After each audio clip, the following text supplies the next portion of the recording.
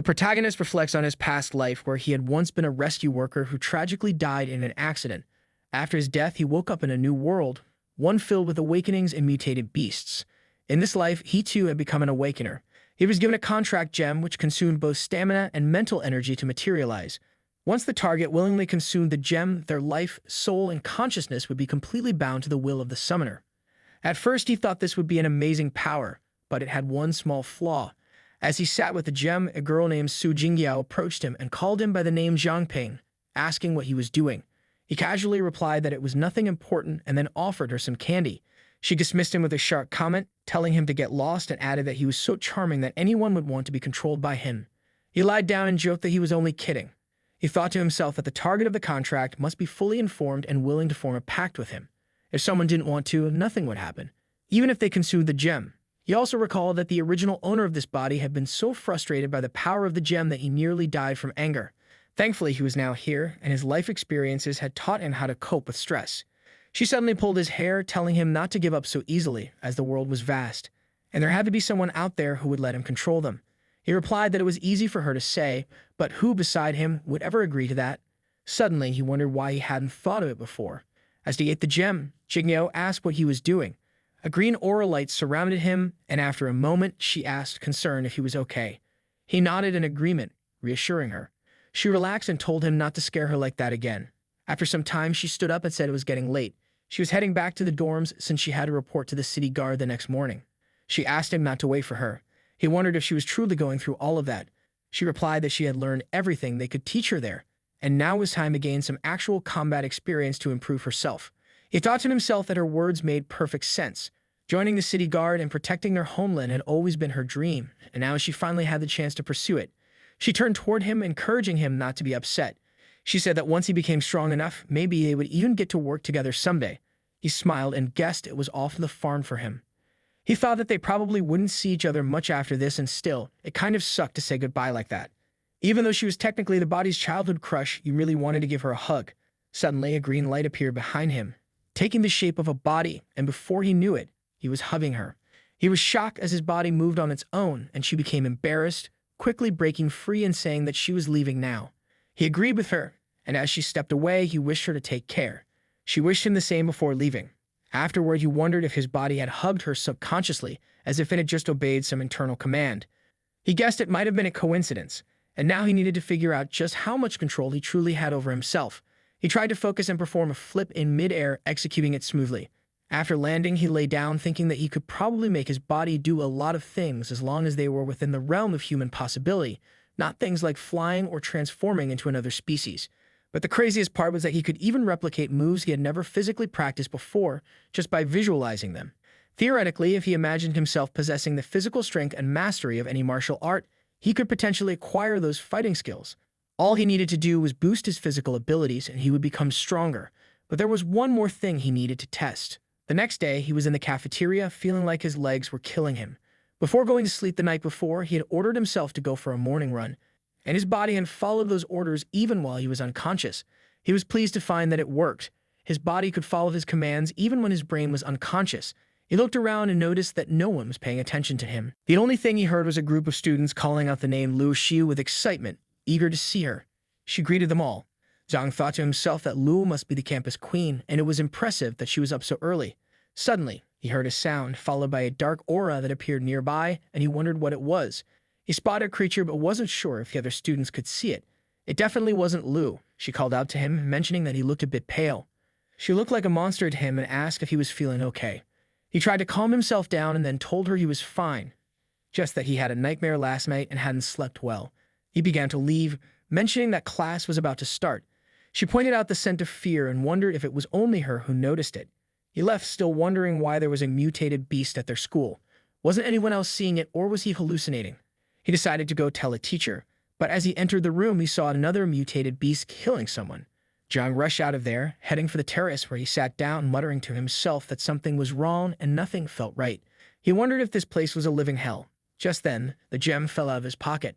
He realized he had started seeing these strange things after consuming the contract gem.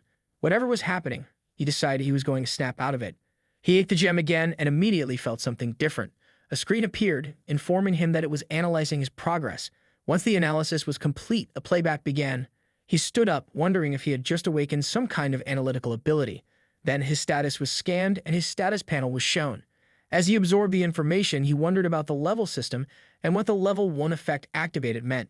He learned about the absolute command, absolute obedience, and basic analysis abilities and wondered where they had come from.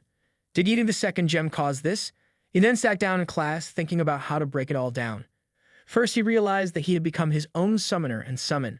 The only one in control of him was himself. No outside force could mess with his body or mind. With this new understanding, illusions no longer worked on him, which was why he could see through the mutated beasts' disguises. They were all celestial foxes and high-level ones at that. Since he was only at level 1, he was no match for them. The cognitive distortion ability was a broken one, allowing a celestial fox to devour someone right in front of them while making everyone around think they were just watching a couple of students chatting. This was the reason no one could see them.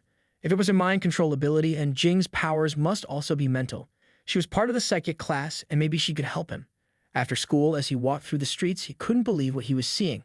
They were outside the school too. He saw a couple walking by, and the woman was also a beast. He wondered how many of them there were.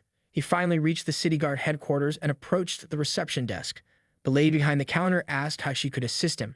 He mentioned that he was there to meet someone named Jing, who should have enlisted on the same day. The receptionist agreed, and Zhang soon learned that she too was a celestial fox. Even high-level awakened individuals couldn't see through their illusions. As he was waiting, Jing appeared and asked what he was doing there.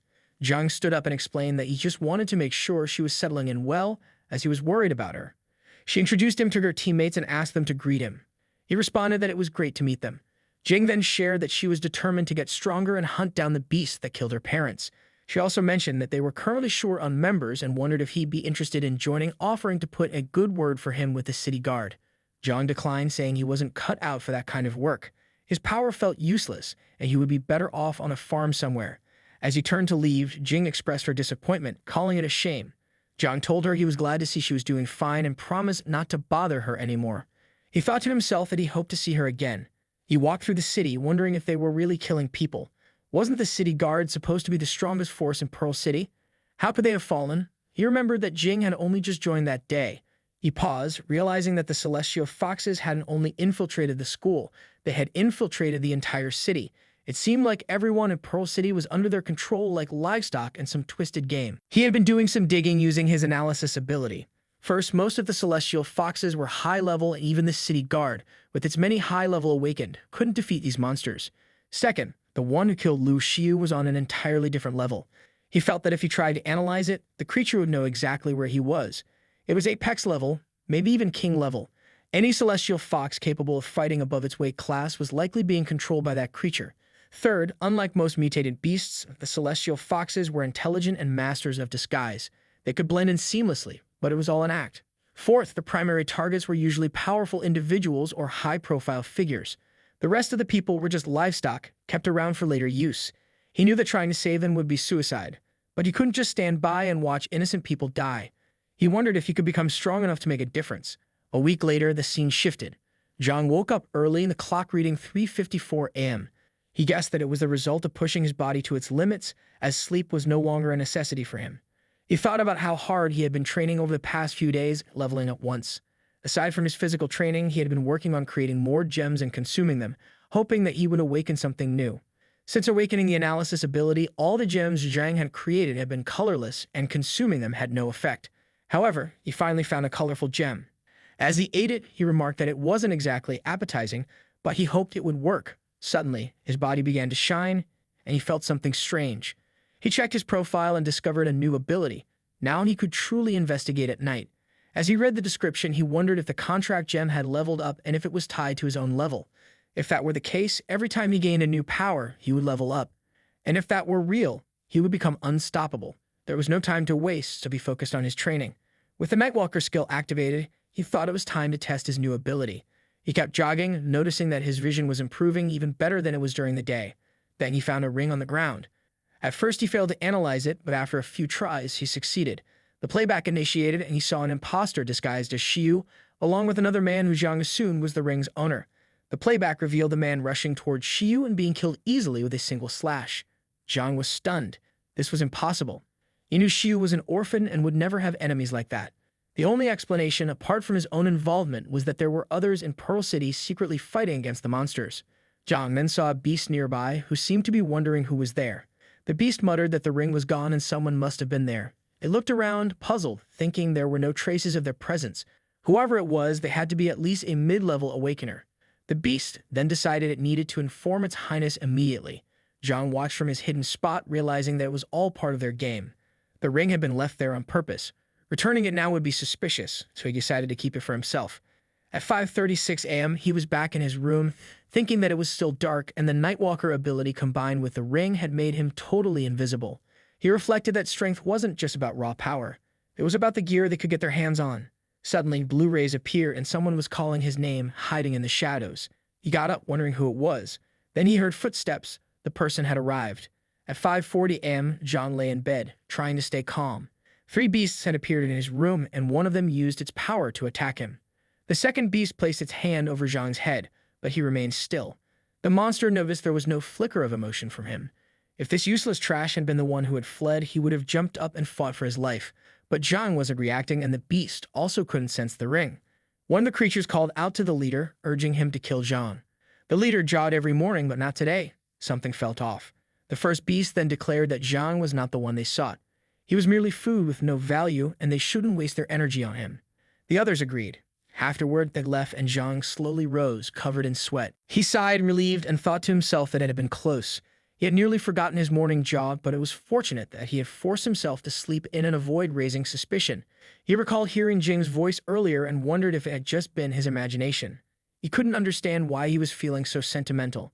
He needed to grow stronger, to adventure. For now, he resolved to live normally and not attracting any attention from the celestial foxes. As he made his way to the cafeteria with his food, he overheard a conversation between 2 girls. One asked the other if she had heard the news. Earlier that day, the city guard had discovered a body sliced in half near the academy. The body belonged to the notorious Black Death Star, the top assassin in Pearl City, the one who had injured the old city lord. It turned out that the city lord's injuries had never fully healed, and it was said that he died at a young age. Zhang couldn't help but think about the person who had been sliced in half. Could it have been the one in white? If she could take out such an assassin so easily, it meant Xiu's strength was even more terrifying than he had imagined. He wondered why they had displayed the blood at that time. It must have been a warning to anyone opposing the celestial foxes, signaling that they would undoubtedly increase their vigilance. Zhang realized that he needed to find some equipment to protect himself. He decided to check out the blacksmith shop after class. Finally, after the lesson ended, Zhang headed to the market. He saw a celestial fox standing at the door of a shop and thought, it seems like all the blacksmiths in the city are controlled by the celestial foxes. He tried to analyze the situation, but he initially failed. Eventually, after much concentration, he succeeded in his analysis, marking his 100th successful attempt. As a result, his analysis skill leveled up to intermediate. He wondered if, with his improved skill, he could now see the growth potential and profile of his opponents. The celestial fox invited him inside to have a look around, but John declined and left. He thought to himself that he needed to find a shop that wasn't under the control of the celestial foxes. As he walked, he overheard someone talking about top-quality goods, offering to show a customer the product signs. The man was suggesting that if the old man bought it, he would give him the lowest price, even if it caused him some pain. The old man, amused, asked if the man was trying to get him to buy it for his daughter to eat. As he smoked his pipe, the old man blew a puff of smoke right into the shopkeeper's face. The man, furious, snapped at the old man, asking if he was deaf or something worse. Just then, Zhang entered, heading straight for the sword, and the man wondered who he was. Zhang used his analysis skill on the sword and gathered some information about it. The man, now enraged, demanded to know how Zhang dared to steal his belongings. As the man attempted to pull the sword, Zhang warned that it might break, and just as he predicted, it did. The man, livid, shouted at Zhang for ruining everything. He called on his followers, asking if they had any idea who he was. He introduced himself as a direct disciple of Master Mei from the Xingyi Martial Arts Academy. Without further warning, he charged at Zhang, declaring he'd teach him a lesson with a 5-fold lightning assault. However, Zhang calmly slapped the man, sending him crashing to the ground. The man, trying to regain his composure, asked if Zhang was all right. Zhang responded coolly, noting that the man wasn't in good shape. He used his analysis skill on the man and learned his name, Liu Badyo. Liu, now humiliated, demanded Zhang leave, warning him to do so while he still could. Zhang wondered what was wrong with Liu. As Zhang turned to leave, Liu attempted a sneak attack, but Zhang quickly struck him again, sending him tumbling to the ground. Zhang mused, so Liu was planning a sneak attack. Was really playing dirty here? Just then, a girl appeared, irritated. She remarked that she'd stepped away for only 5 minutes, yet the place had turned into chaos. She glared at Liu, asking if he planned to leave on his own or if she needed to show him the door. Frightened, Liu scurried away, muttering apologies. Zhang, now thinking he should check out a different store, started to leave, but the girl stopped him, saying they needed to talk. He wondered what she was about to say. She explained that she was a damsel working hard every day just to survive, while also taking care of her uncle who had become distraught after his daughter went missing. Upon looking at Zhang, she noticed his well-built body and decent personality. She asked him to stay and become the blacksmith, while also helping to care for the elderly Liu Tifeng and manage the store. She promised that food, accommodation, and his salary would be provided. He thought that if he managed to learn the forging skills, he could save a lot of money on equipment in the future. Furthermore, it seemed like everything was under his control rather than that of the celestial fox. He confidently declared that he was the man who would become the king of blacksmiths. She snapped at him, saying that as expected from someone she had my eye on. The remark stung, and Zhang realized that he needed to survive under her guidance first. A few days passed with him working there, during which she encouraged him to apply more strength. He hesitated, asking if that was really fine for them to do this. She reassured him, saying to not worry, no one will come in here. She then complimented his efforts, telling him he was doing well and that the skill he was learning was a special one, known as the kneading forging technique. In this technique, you would need to fuse different materials together, much like kneading dough. She asked to wait for a while, and she will go to the warehouse to fetch the mold. As she left, she told him that the fuel was in the bucket by the side and reminded him not to let the fire die out. He agreed, but as he looked around, he wondered if that was all the fuel and feared the fire might die soon. Deciding to just go with it, he tossed the fuel into the stove to continue heating it. However, as soon as he did, a huge blast erupted, and he thought for a moment that he might be dead.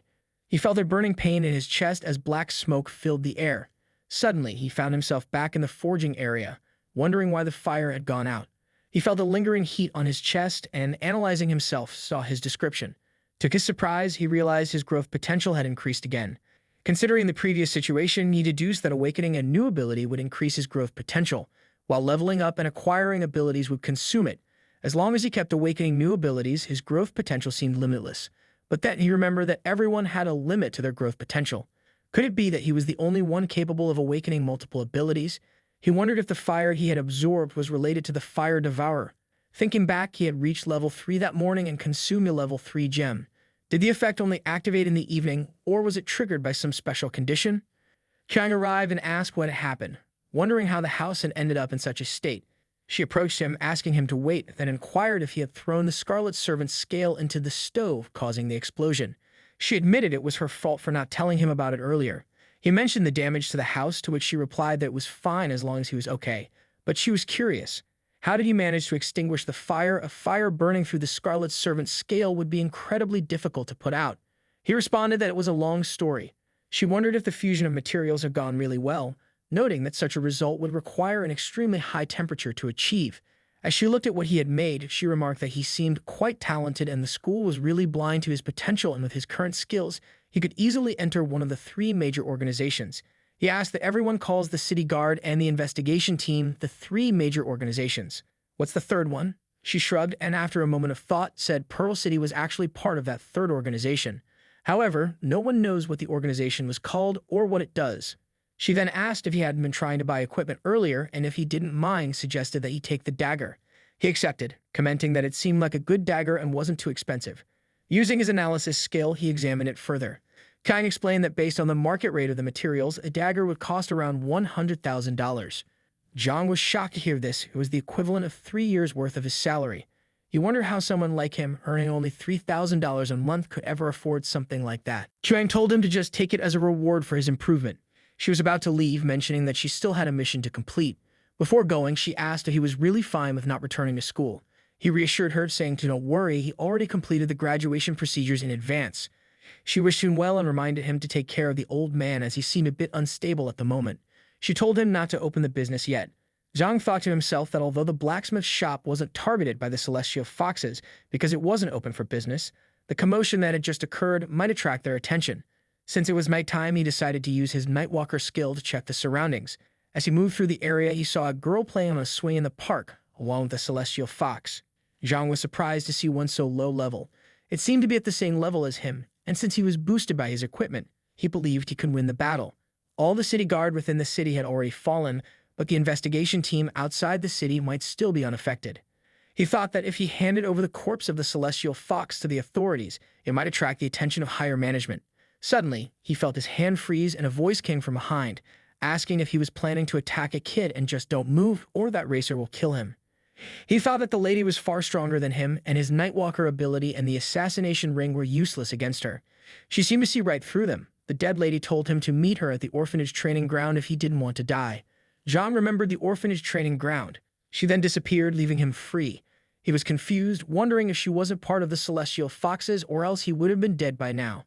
John made his way to the orphanage and came back to his childhood there, practicing his grappling fighting moves in the little park across the city. That's why he had named the park the orphanage training ground. He wondered if that lady knew him. How else could she have known his secrets? Not only that, but she had been watching him all along. She had stopped him earlier, just as he was about to act. It seemed she had led him there for a reason. As he walked, he spotted a mutated beast in the woods and activated his analysis skill. As he read its description, he realized it was 2 levels higher than him, so he knew he had to be cautious. He figured he could evade it by retreating slowly, but then he stopped himself. He couldn't run. If he didn't deal with this now, the kids from the orphanage wouldn't be able to play in the park the next day. He grabbed the small weapon he had crafted himself and rushed to attack the beast. He thought back to all those web novels he had read in his past life, where the main character would always become a combat expert the moment they gained power. While he may not have any real fighting experience, he could still command his summoned beast to fight. However, the beast jumped and rolled to attack him, catching him off guard. He used the power of the dagger to defend himself, but the armor was too thick, and he realized that his beauty's tear couldn't pierce it. He needed to outsmart it. The beast backed up, preparing for another strike. Zhang thought of it like controlling a character in a video game, except this time it was his own life on the line. He kept dodging the beast's attacks, noticing that its eyes were the only part not covered in armor, its weak spot. But when the beast curled into a ball for defense, things became more difficult. He needed to find a way to break its posture. He decided to use his basic Fire Devourer skill. A plan formed in his mind. He remembered the first command, Pearl Fist, the Rat Buster style. He quickly took his battle stance and couldn't help but think how surprising it was that those boring history lessons about the Pearl Fist were finally coming in handy. The technique was all about overwhelming the enemy with sheer brute force, which was perfect for crushing a small opponent like this one. With that thought, Zhang rushed at the beast, launching a front strike. "It's time to turn up the heat," he muttered, adding, "no hard feelings." He unleashed a fire slash, thinking that now was his chance while the beast was defenseless. He attacked its weak spot directly. The strike hit its target, and after defeating the beast, Zhang felt his stats grow. He couldn't help but think that real combat really did level him up faster than any training could. Then he realized something strange. The Venom Tail Rat's appearance felt deliberate, almost as if it had been planted there. There shouldn't have been any mutated beasts inside the city walls, except for those celestial foxes. Suddenly, a dark light flashed across him, and he wondered what was going on. Just as he was about to fall into a different place, a voice called out for 5 minutes. Zhang recognized the voice. It was the same one he had heard earlier. The lady appeared, sword drawn and pointing at him. She asked him to prove that he was human. Zhang was taken aback, wondering how to prove his humanity. He was already human, so how was he supposed to do that? He thought she had sensed the presence of the mutated beast in the city, but she couldn't pinpoint its exact location. That's why she was testing him. She must have become suspicious when he was about to attack that little celestial fox. He then asked if she could at least give him a hint. He wondered if the venomous red-tailed creature had been a difficult test for him. She mentioned that there were only 4 minutes left. He kept trying to analyze her but failed countless times. Then she informed him that he now had only 2 minutes remaining. After failing 999 times, his analysis level finally upgraded to advanced and he was able to assess her easily, discovering that she was incredibly strong at level 28. He thought to himself, no wonder he was so hard to analyze, and to make matters worse, my Nightwalker ability and the assassination ring are useless against him. As he glanced at her title, Purge Squad Bijali, he wondered if they were a third organization aside from the city guard and the investigation team. She then told him he had only 1 minute left. He asked her to wait and noted that she referred to the small park as the training ground. It must have come from the orphanage, just like him. But then he realized he didn't know anyone named Liu Sishin, so she must have changed her name. And then it clicked. She was Liu Torin. He was reminded of the fast-paced moment when she had been performing punches, claiming they were the heaven-sundering, earth-shattering, stizzy invincible fist. He decided to demonstrate the same technique to show her. Afterward, he asked if she really was Sizzy. She ignored his question, instead bringing up the second point. According to the Academy records, his ability contract gem had been deemed useless due to its impossible activation requirements. She asked him to explain what he had done. He explained that about 2 weeks ago he had swallowed a contract gem, which allowed him to become his own beast, gaining full control over himself. This made him immune to the illusions of mutated beasts and allowed him to see through their disguises. Based on his investigation, there were many celestial foxes in the city, and he believed an entire clan of them had infiltrated Pearl City. Their inherent ability was cognitive distortion. She grabbed him, asking if he was serious. He told her to check for herself. The owner of Wanching Breakfast, the owner of Jew and Furniture on Lai Street, the 3 black-clad figures on Longzhu Street, and the little celestial fox she had stopped him from attacking were all low-level celestial foxes. She could verify this information on her own. She told him to stay put, as she would be back soon. Then she contacted someone named Jinbo, asking if he believed the information was credible. Jinbo was with a team, and he explained that first they needed to confirm the information. They had encountered a celestial fox, a mutant beast type, in the city before. The cognitive distortion ability had appeared previously, which lined up with Zhang's description. He had already sent a team to apprehend the 2 shopkeepers, and they should be back soon. Just then, a blast sounded from a distance, followed by a few of Jinbo's team members arriving. Jinbo asked what had happened. One of the men explained that the breakfast shop owner had gone crazy and attacked them just as they were bringing her out of the city. The girl had jumped to attack Jinbo, but he punched her hard enough to make her fall. He told her not to get ahead of herself. Dark rays began to emanate from her, and then she revealed her true form as a fox. The men finally realized what they were dealing with. Jinbo ordered, alert the other team, and terminate the target immediately. The scene shifted to Pearl Academy, where a lady was reclining in a chair on the terrace and a girl stood next to her. The lady sensed something and suddenly flew away, announcing that Yu Ju had been killed by someone outside the city, and now another one had been taken out on Lai Street. The attackers had killed them instantly, erased all traces of their presence, and were even trying to evade her tracking. Her beast form appeared, and she wondered who these people could be. Zhang asked Sizzy if she had checked. She agreed, explaining that they couldn't be certain about his sudden ability to see through the celestial fox illusions. She wondered if they wanted him to see them, making him their eyes and ears. For now, she would protect him in secret, and if he discovered anything, he should contact her at night.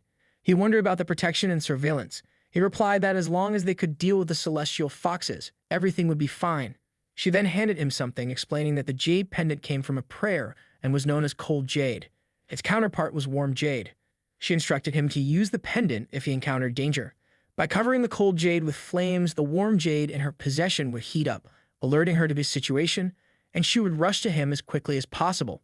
She also advised him to strengthen himself, emphasizing that when it came to safety, they should never rely entirely on anyone else.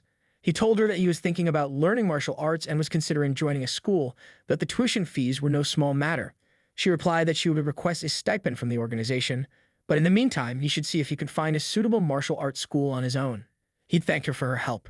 The next day, he was walking down the street, reflecting that there had been far fewer celestial foxes around lately. The purge squad must be doing their job. Even though the girl hadn't told him her identity, he guessed it was because she didn't trust him that much. If it hadn't been for his sudden upgrade in analysis, allowing him to identify the faction of others, he would never have guessed she was a member of the Purge Squad. He wondered, though, how they had even known that Pearl City had been infiltrated by these creatures in the first place. As long as he could help eliminate the celestial foxes, it didn't matter, and the 10,000 pearl coins she had given him upfront made her seem incredibly generous. He overheard a girl distributing pamphlets asking people to join martial arts classes and learn the Beast King Fist. Zhang approached her and asked to see one. After looking at the pamphlet, he commented that it seemed too flashy and wondered if it was even the right choice for him. The girl assured him that it was guaranteed to be worth every penny. She claimed that their Beast King Fist techniques were famous throughout the city. Stepping closer, she added that if he didn't believe her, she could give him a demonstration.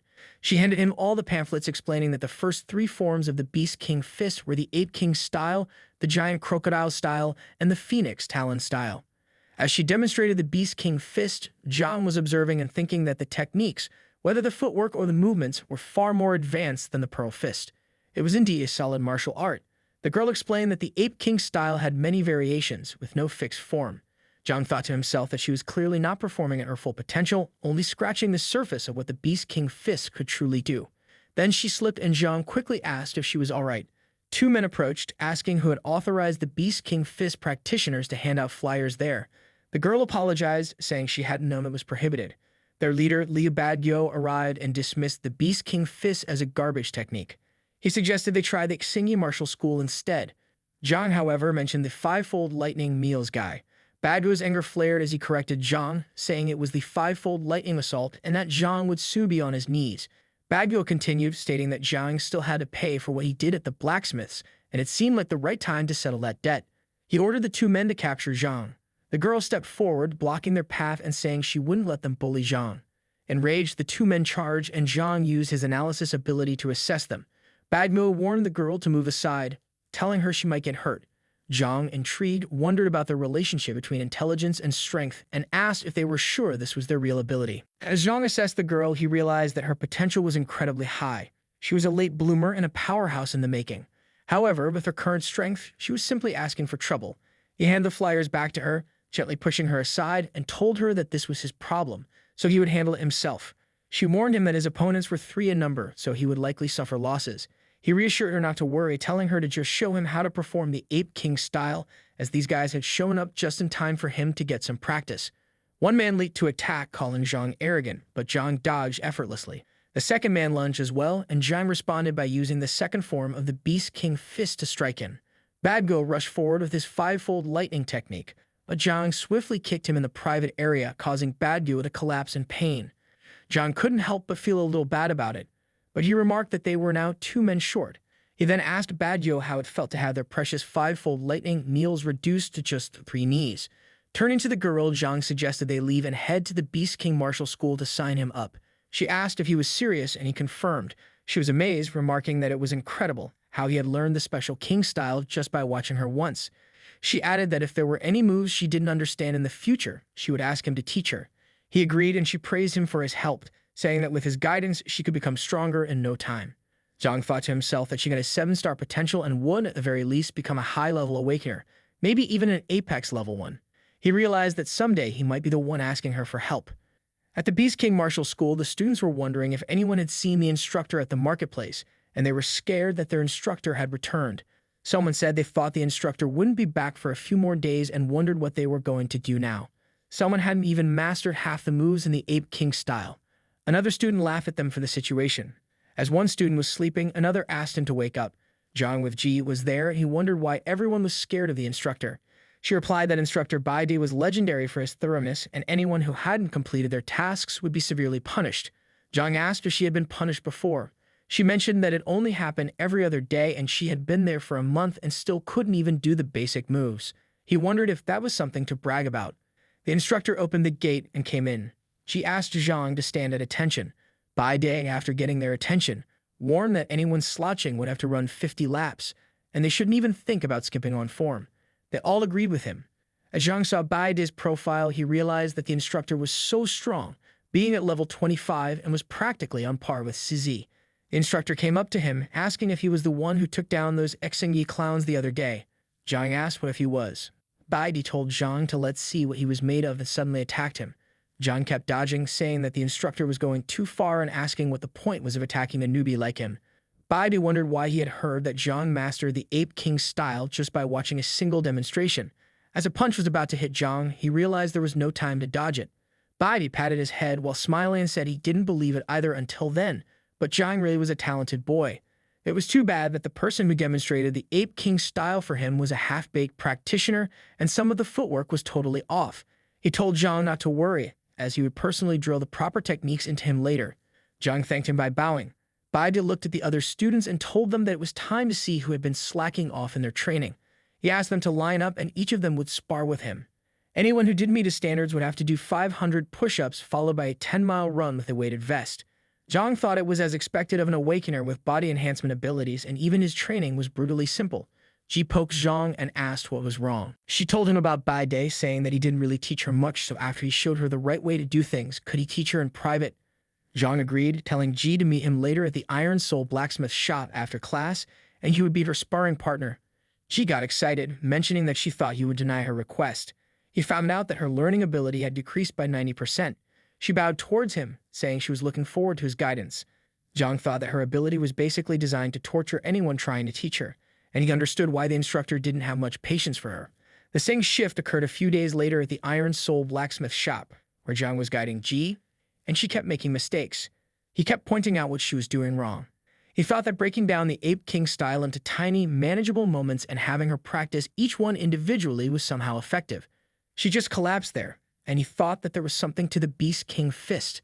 After practicing nonstop over the past few days, he had a feeling that his level might be increasing.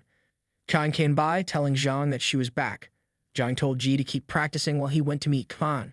As he stepped outside, Kang said it was so close, and for some reason, there were hardly any wild or mutated beasts left around. They had no choice but to push deeper into the northern forest. To top it all off, the rain had turned into a whole pack of wolves and a storm wolf, and every single one of them was dangerous. Zhang was surprised and asked if she was fine. She agreed, telling him that she managed to hide using the earth-burrowing shovel, and the wolves couldn't find their prey. Instead, they attacked nearby wildmen. She had waited for her chance and snagged something good from the wolves. She then showed him the wild gem, telling him to hold it because he wouldn't get to see something like that every day. Zhang wondered if it was a wind gem. She told him that he had a good eye, and that the little beauty could make even a scrawny little kid conjure up wind blades and storms. Just then, Zhang heard a voice telling him that it was still broad daylight, so he should stop and not take it off. The voice said to let go of his hand, and it would do its best. The fan family savior-style first form, sword key sweeping cross, was just follow its lead. Zhang wondered what that sound was. The voice continued, saying the bird above sang a joyous tune, a symphony of love amidst the jade green hills. Then the creature spoke again, telling the cursed human that it seemed like it had eaten two of them. Zhang then looked at his status, realizing that it was a new ability, similar to the Fire Devourer ability from before. He guessed that the contract gem worked on a delay. The voice then told him there were two humans in that shop, Ji and the boy. It seemed to think he was the one who got them in trouble with Her Highness back at the academy dorms. Zhang wondered if that was a celestial fox. The creature replied that they looked tasty, and it would have them for the luck of the day. It would call the no, and he could have Jie. Zhang wondered if they were being hunted. Sizzy took a bath, and as she came out, she saw Zhang's stone start heating up. She understood that he was in danger. Zhang thought it had been quite some time already, so he wondered why Sizzy wasn't there. He could feel that those two natural order forces were running out of patience and would come at any moment. Kang called him, asking what was wrong with him. Zhang thought that both of the foxes were intermediate rank natural order, and he wouldn't be able to win against them even if he had Kang's help. He then asked her if she could go visit Uncle when she came back. He suggested that she go upstairs to check on him, and he would go buy some ingredients to make food for them. She placed her hand on his shoulder, telling him to be quick, as it had been a while since she last had a taste of his cooking. She also mentioned taking the wind gem with her. He agreed, and as he was leaving, he thought he would bring Ji back in the meantime, or else Zhang and Uncle would be dragged into the situation. Kang told him not to keep her waiting. He got to the smithy's backyard, where Ji was practicing. As soon as she saw him, she asked if she was doing fine. He grabbed her hand, telling her to keep quiet and just come with him. She wondered what was going on. The foxes appeared and asked where they were going. She was able to see her parents, who were actually the foxes. She wondered what they were doing there. Zhang stopped her from going toward them, but she insisted that they were her parents, and it would be fine. He looked at the stats of the two beasts. The man asked Ji who the boy was standing next to her, and why it seemed like he was scared of them both. Ji explained that Zhang was her friend from the martial arts school. Zhang gained the dark space ability, which was great for him. She was scared of them, and then the two beasts revealed their true identities. Ji was shocked to see that. Zhang told her to forget about them and hold on to him. He started running away while hugging her, but the beasts were coming at them with great speed. One of the beasts scratched his back, causing them both to fall. She wondered if he was fine. He assured her that he was. She wondered why her parents were doing such a thing. Zhang told her to stay back because they were mutated beasts. The beast spoke, noting that it could see through their disguise and rushed to attack Zhang in an attempt to kill him. Even though it slashed at Zhang, he countered, thinking it was so fast that he couldn't even dodge its attacks. Was this the difference in their levels? The other beast reached Ji, calling her name. Zhang realized the situation was bad, and that he wouldn't be able to counter for much longer. Just then, Sizzy came by, telling Zhang to move aside. She used her power to kill the two beasts with a single attack. After defeating them, she asked if Zhang and Ji were fine. Ji denied it and asked why Sizzy had killed her parents. Zhang told her that those were not her parents but natural order foxes who had taken on the appearance of her parents. She couldn't believe him and insisted that they were her parents, crying as she spoke. Zhang asked Sizzy why the natural order foxes had reverted to their true forms. She explained that there might be a king-ranked natural order fox within the city, enhancing their illusion abilities. This would allow even lower-ranked foxes to fool higher-ranked individuals. The ones they had killed were able to revert to their true forms because they had been killed outside the city. Zhang thought about it, realizing that if that were the case, he might be the only one able to expose their disguise. He then turned to the beasts and told Ji that these mutated beasts had killed her parents and then disguised themselves as them. He revealed their true identities. Ji was shocked and wondered how it was possible. The scene shifts to the queen of the mutated beasts, who is sitting on her throne. She mentions that 9 of them were killed in a single week, and it seems that humans have found a way to counter their illusions. One beast wonders why they didn't just slaughter all of them and take over the city. Another beast wonders if they will eat grass for dinner after that. The queen commands them to keep quiet, stating that wiping out the humans would be insufficient and a waste of food. Their top priority was to draw those lurking in the shadows out and then eliminate them one by one. She asks Zeeming, the esteemed vice mayor, if he has any suggestions. Zeeming suggests that it's time to lure other species into the city to stir the pot a bit, thin the herd, and then it will be easier to pick off the strong ones. The queen wonders how he can be so sure that the stronger ones are still in the city. He replies that there are 3 major organizations aside from the city guard and the investigation team, and one of them was key. The city lord was gravely injured by the king and fled, and he suspects that the person was hiding within that organization. He was certain that the person hasn't left the city and was still waiting for them to show a weakness. A beast tells the queen that it thinks bringing in other species was a good idea. The fat beast says he could use a change of taste. The queen agrees, telling them to remember that the king still slumbers. They might have earned his gratitude, but if they step out of line, even for a moment, she will not hesitate to end him. She warns Zeeming not to forget his place before taking her beast form. Zeeming kneels and agrees with her, stating that he has dedicated his life to serving Pearl City. However, he points out that the previous city lord was incompetent and the city stagnated under his weak leadership. He hopes that Pearl City will eventually be taken over by the strong. She collapses beside the bodies of her parents, crying and apologizing, saying that if she had known what would happen. Stizzy tells her that even if Ji had known, there was nothing she could have done. Zhang tells Stizzy not to say that. Ji shouts that it's enough and that was all her fault, and she was so weak that she couldn't even master the simplest martial arts technique. Why did this happen to her parents and why she wasn't the one who died? Zhang hugs Ji and tells her it's not her fault. He mentions that he too has lost someone important. The girl was killed by those celestial foxes and posters with the city guard, and he still thinks about that fight. He wonders if he had stopped her from joining the city guard, would that tragedy have been avoided? But deep down, he knows that even if he went back in time, the outcome wouldn't change. Joining the city guard was her dream, and no one could have stopped her from doing that. They couldn't change what was meant to be, and her parents' deaths were not her fault. But they could fight for a better future by becoming strong enough to protect everyone they care about. He assured her that her parents were looking down from heaven now and would be proud of her. She thanked him for the encouragement. Then he mentioned that, as for those freaks in the city, he promised that he would wipe out every last one of them. Just as he spoke, he lost consciousness. He thought he had ordered his body to hold on, but he didn't expect it to last only a short while. After some time, he wakes up in a room to see Stizzy and Ji there. Ji gets happy to see him and asks how long he had been out. Stizzy tells him not to move around too much and to be careful or his wound might reopen. She grabs his hand and tells him that she has made up her mind. She will become strong, and once she does, she will help him wipe out those celestial foxes. He tells her he believes in her and that she can do it. Stizzy calls to Ji, telling her that her home was no longer safe and that it would be better for her to stay somewhere else for a while. This will make it easier for her to ensure their safety. Zhang hears a voice like the king slumbering still, telling Zeeming to remember her place. Zhang realizes it's the voice of Shiyu. He then called Stizzy, telling her he had gotten a lead on the celestial foxes. She asked what it was.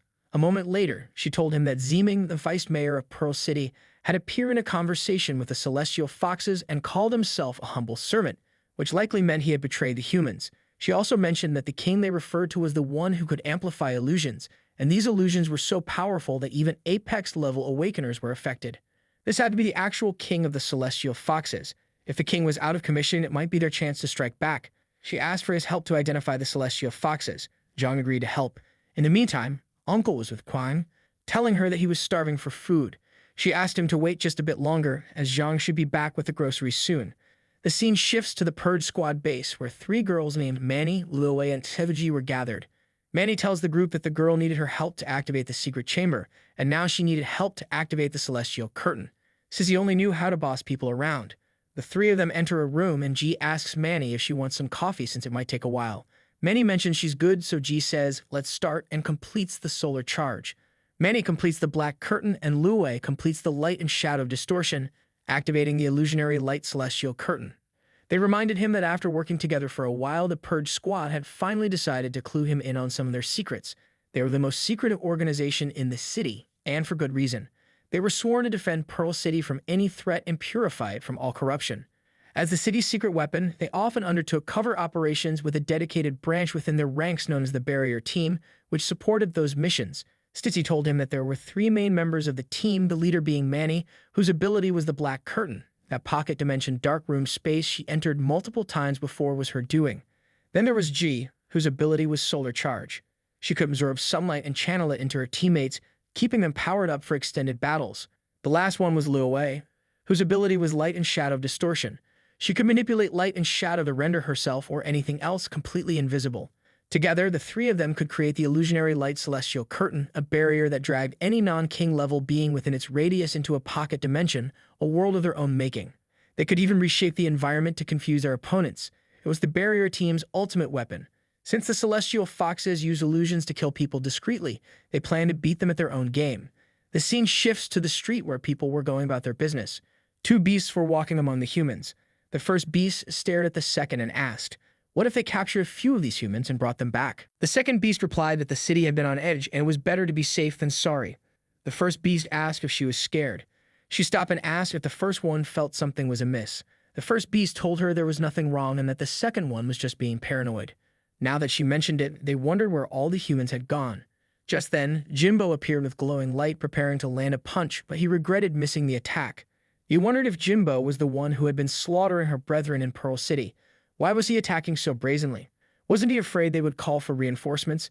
Jimbo invited her to call them, saying he would be waiting. It reminded them that according to Zhang's plan, those 2 were only around level 25 and he should be able to handle them easily. The 2 beasts rushed to attack him. They struck with her hand, but Jimbo easily blocked it. Then Yura attacked as well, but he blocked that effortlessly too. You wondered if this was for real, and if that was all Jimbo had to offer. She didn't know how the other fools had been taken out so easily. Jimbo landed a punch on Yi so hard that he told her that now she should know it. Yura asked if he see that. Then she went to attack him, promising that he would pay for what he had done. She came so close, but he easily grabbed her hand, saying that he might not be able to see her real form, but he had figured out its size. He added that while her ability was strong for sneak attacks in a street fight, she was nothing. With that, he twisted the fox's hand. As Yi approached again, Jimbo remarked that he came at just the right time and threw Yura at Yi. As they soared through the air, Jimbo leaped and delivered a brutal kick, sending them crashing to the ground. He struck them with enough force to kill them. You wondered why they couldn't even defeat their own species and soon realized they had fallen into a trap. Jimbo punched them again, and they were shocked by the brutality of the attack. The blast was intense, and currently, Zhang and Sizzy were watching from a few buildings away. Zhang commented on how strong Jimbo was. Sizzy explained that Jimbo was the leader of their combat division. Zhang mentioned Jimbo's outfit, which gave off a Super Saiyan vibe. Meanwhile, in the original world, Shadbai contacted Sizzy, telling her that the mutated beasts were amassing outside the city and appeared agitated, as though something was provoking them. If they breached the city now, it would overload the illusory light celestial curtain. Shadbai asked Sizzy to go assess the situation outside the city, and if she was worried about Zhang, she could take him with her as well. It would be good training for him in real combat situations.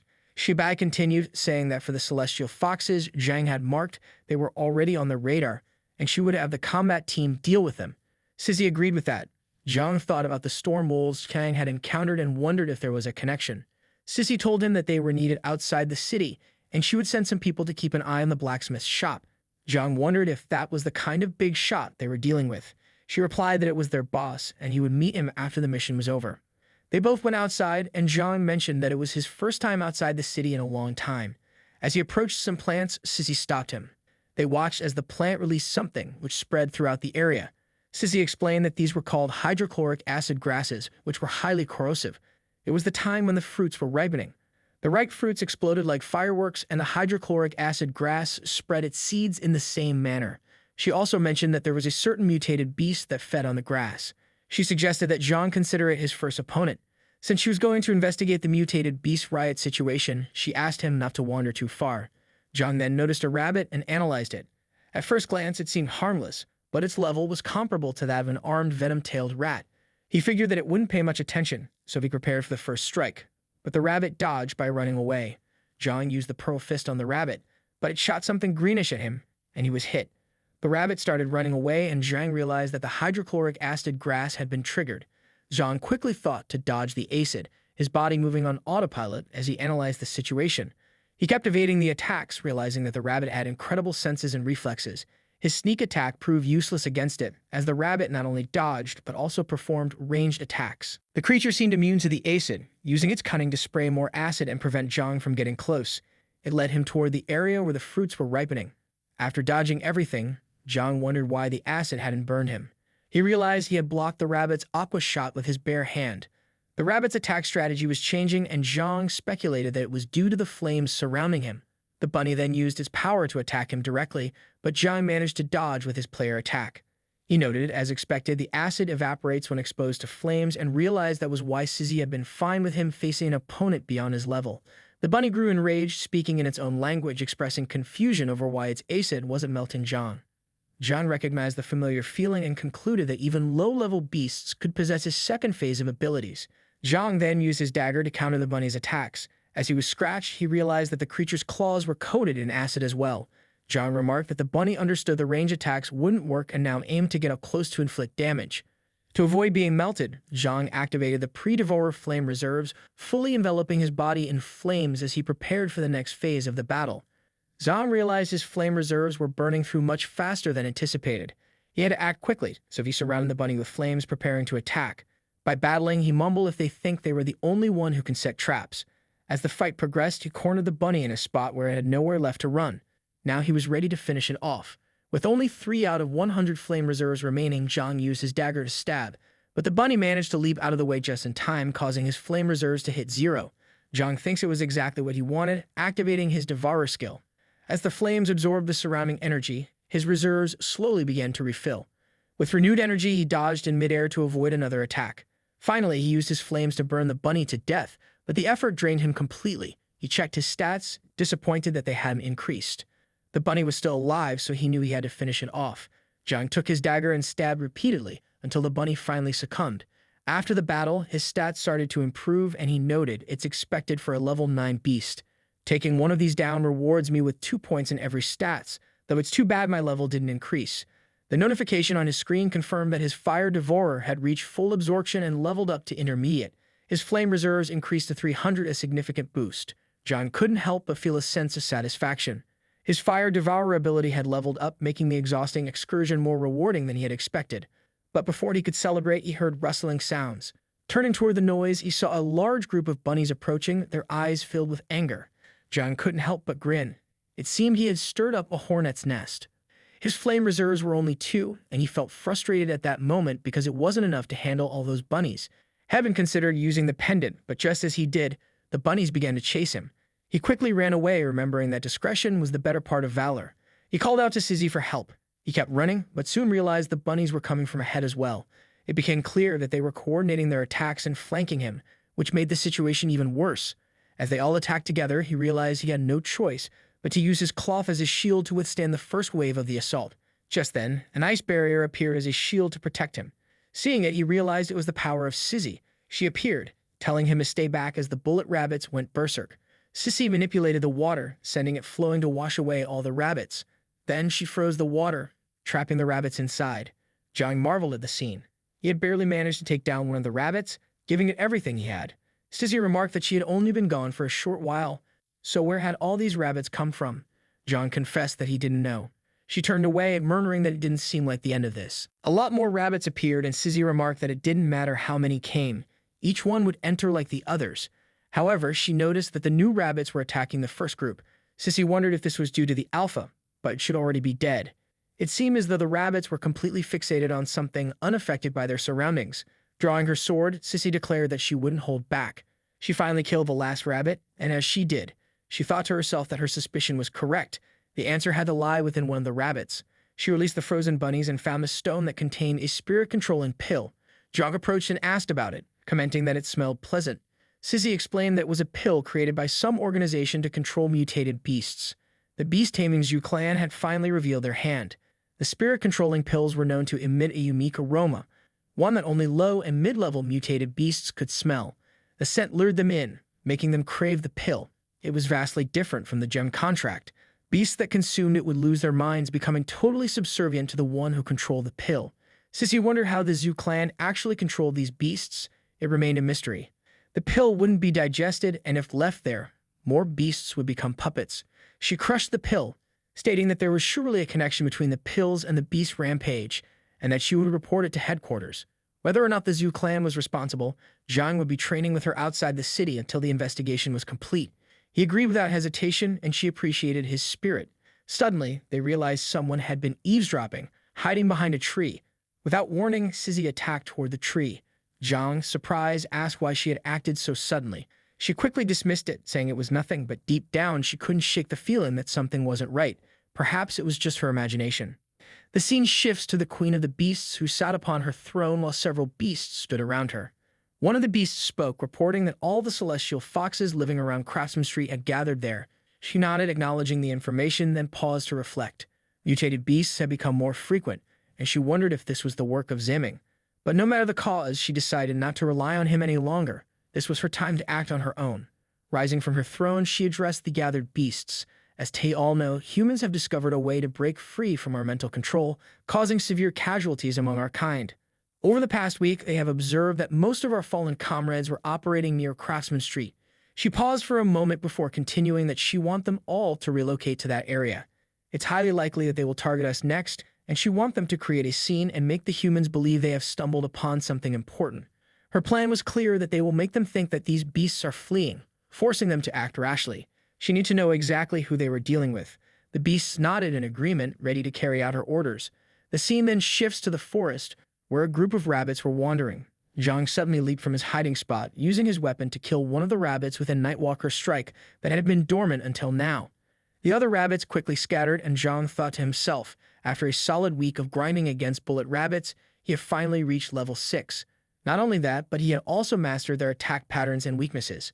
As the rabbits prepared to attack him, Zhang swiftly neutralized their ranged acid attacks without taking any damage, which only served to enrage them further. In retaliation, the rabbits drenched themselves in acid and charged at him for a close-range assault. The acid was flammable, but it burned out too quickly to be lethal. However, if he used the Scarlet Serpent scales as fuel, the flames would never die out. He considered calling it the Fire Devourer, 3 flavors of real fire. But upon further reflection, he found the name a bit too cringy. After killing them all, Zhang thought to himself that he had only collected so many serpent scales during this time, and now he had used them all. It had been a lot of kills in one go, and it was enough to trigger a level up. He analyzed his stats and found that his level had increased by 1, along with a boost in his attack power. He was surprised to see that the contract gem had leveled up as well. He had thought it was tied to his own level, but when he had moved from level 4 to 6 earlier, nothing had happened, and the contract gem had stayed at level 4. It wasn't about his level. Rather, the contract gem leveled up separately. He wondered what kind of power he would unlock this time and hoped that it would be something combat-related. Suddenly, a dark aura emanated from one of the rabbits, and it began to darken before his eyes. Zhang was confused, wondering if it was still alive. He raised his flares once again, taunting the rabbit to come at him as many times as it wanted. He wasn't the same pushover he used to be. The rabbit leaped at him, and Zhang aimed to stab it with his weapon, but it flew away instead. Zhang stood there, perplexed, wondering if he had killed so many bunnies that they were now returning as vengeful spirits. He muttered to himself that whatever the rabbit was now, whether it was a ghost, a demon, or a vengeful spirit, he would kill it. With determination, he launched another slash attack and finally ended the creature's life. As he looked at the lifeless body of the rabbit, he wondered when the rabbits had gained such a technique. He stabbed the corpse a few more times, considering the possibility that it had been controlled by the spirit-controlling pill. Upon further inspection, however, he found something different from the pill. He attempted to analyze it, but failed repeatedly. He thought to himself that it had been a long time since he'd encountered something this elusive.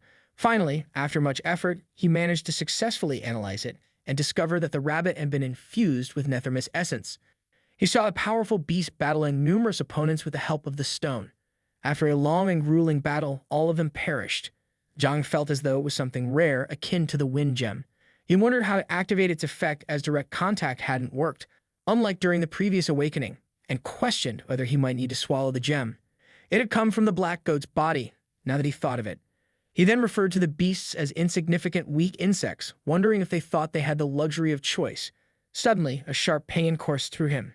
As he looked around, he saw Jing being killed. She asked him to promise that, no matter the setbacks he would face, he must survive. Tears welled in her eyes. Fueled by rage, he vowed not to die, not before he killed every last one of those foxes. He checked his profile and discovered that the gem had activated. He found a newly fused combat ability, one that enhanced both offense and defense in a single move. It seemed that the power depended on how much Nethermis he used. He marveled at his growth potential, which had increased by 3 entire stars. The Nethermis body was incredibly powerful. Despite his joy, tears streamed down his face, and he wondered what it meant. Was it regret, joy, or anxiety? Soon he would have the strength to avenge Jing. A few men approached. One asked if Zhang was all right.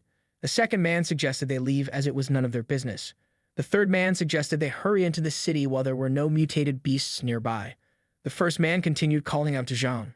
As Zhang rose, dark aura swirling around him, he assured them he was fine. However, even though he spoke calmly, the men were terrified and fled, referring to him as a ghost. Zhang noticed his nether mist had increased. He realized that he could absorb the fear of others and convert it into nether mist. The mist felt different from usual. It didn't even count as regular energy. He could shape it however he desired.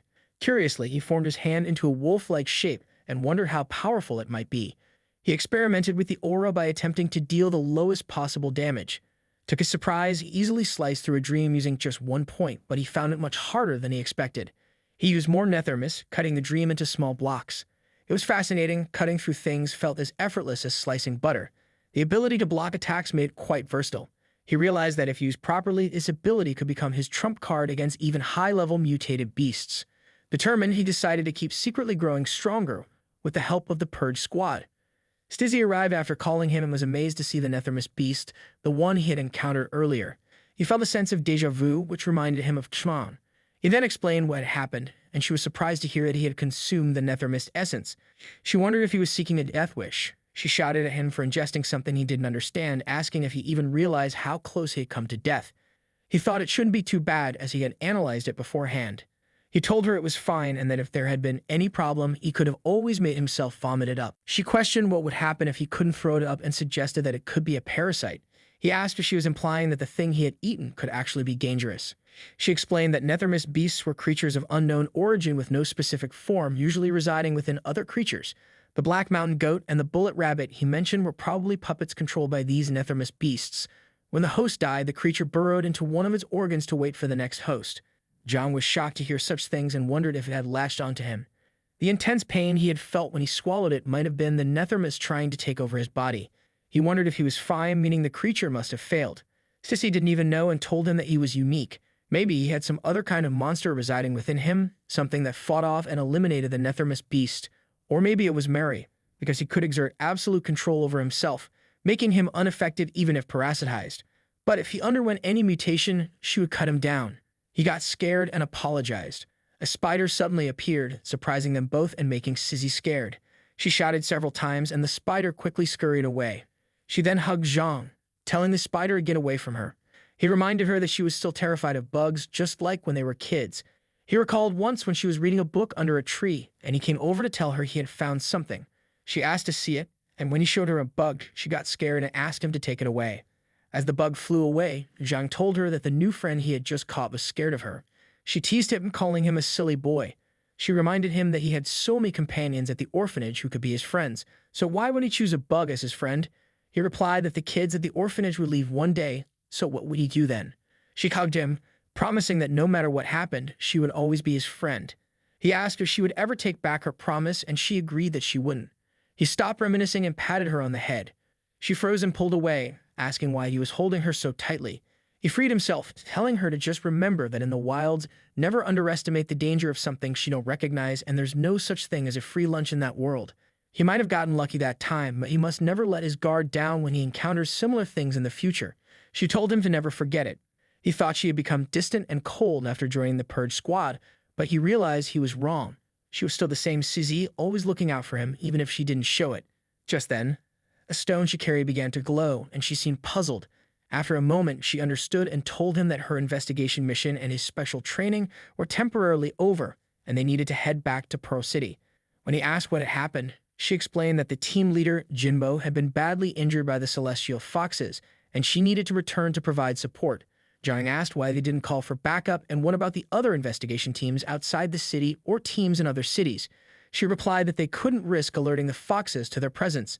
Besides, things were complicated outside the city, and she would explain more on the way.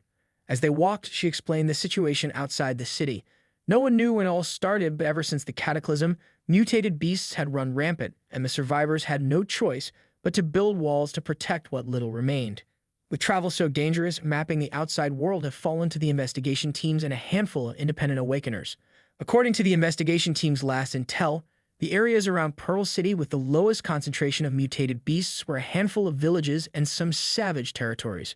Farther away was the sea, but due to the presence of apex-level mutant beasts, no one had dared explore further. They didn't even know if there were any other cities beyond it or what lay beyond the sea. They finally reached the city, and Sizzy asked a man about the situation inside.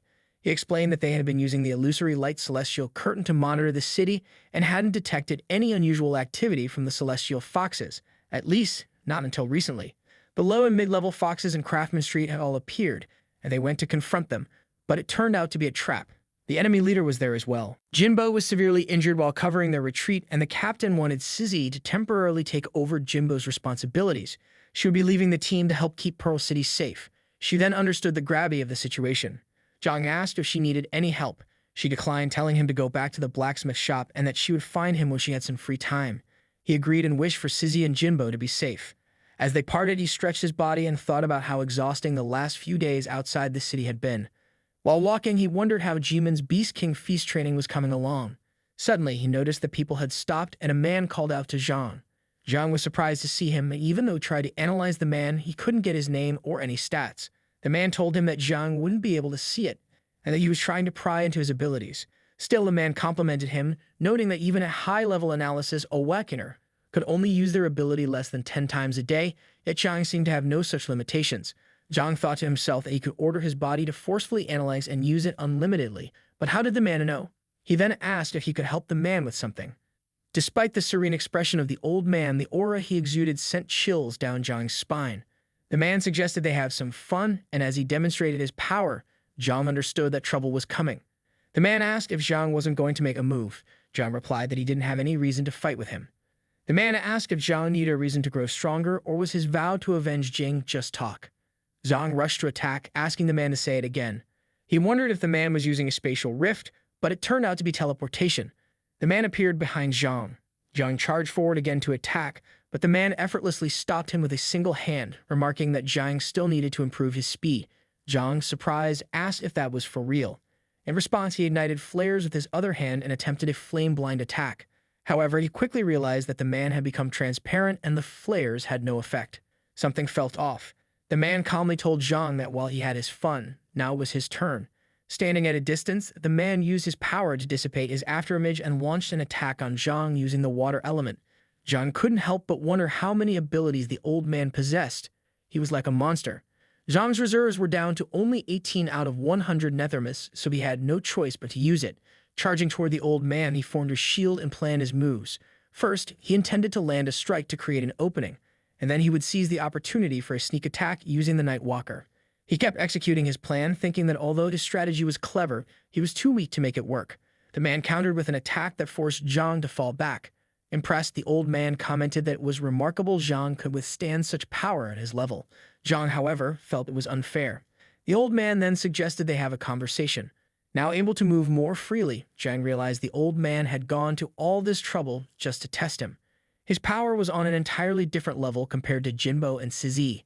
Suddenly, the old man turned invisible, and Zhang realized that only someone with such extraordinary strength could pull off such a feat. He wondered if the old man could be the captain of the Purge Squad. As Zhang got up, he greeted the man, asking how he should address him. The old man, amused, noted that Zhang was being coy, mentioning that names were merely labels, and he could call him whatever he liked. Then he asked if Zhang had truly forgotten his name. Zhang thought to himself that it seemed the Purge Squad had already learned everything about him, but he couldn't understand why the old man, now revealed to be Situ, would expose himself like this. What was his purpose? Both of them sat down, and Zhang, now addressing him as Situ, asked what had brought him there. Situ replied that Zhang shouldn't overthink it, especially before learning how to block others from reading his mind. Zhang was taken aback by this revelation.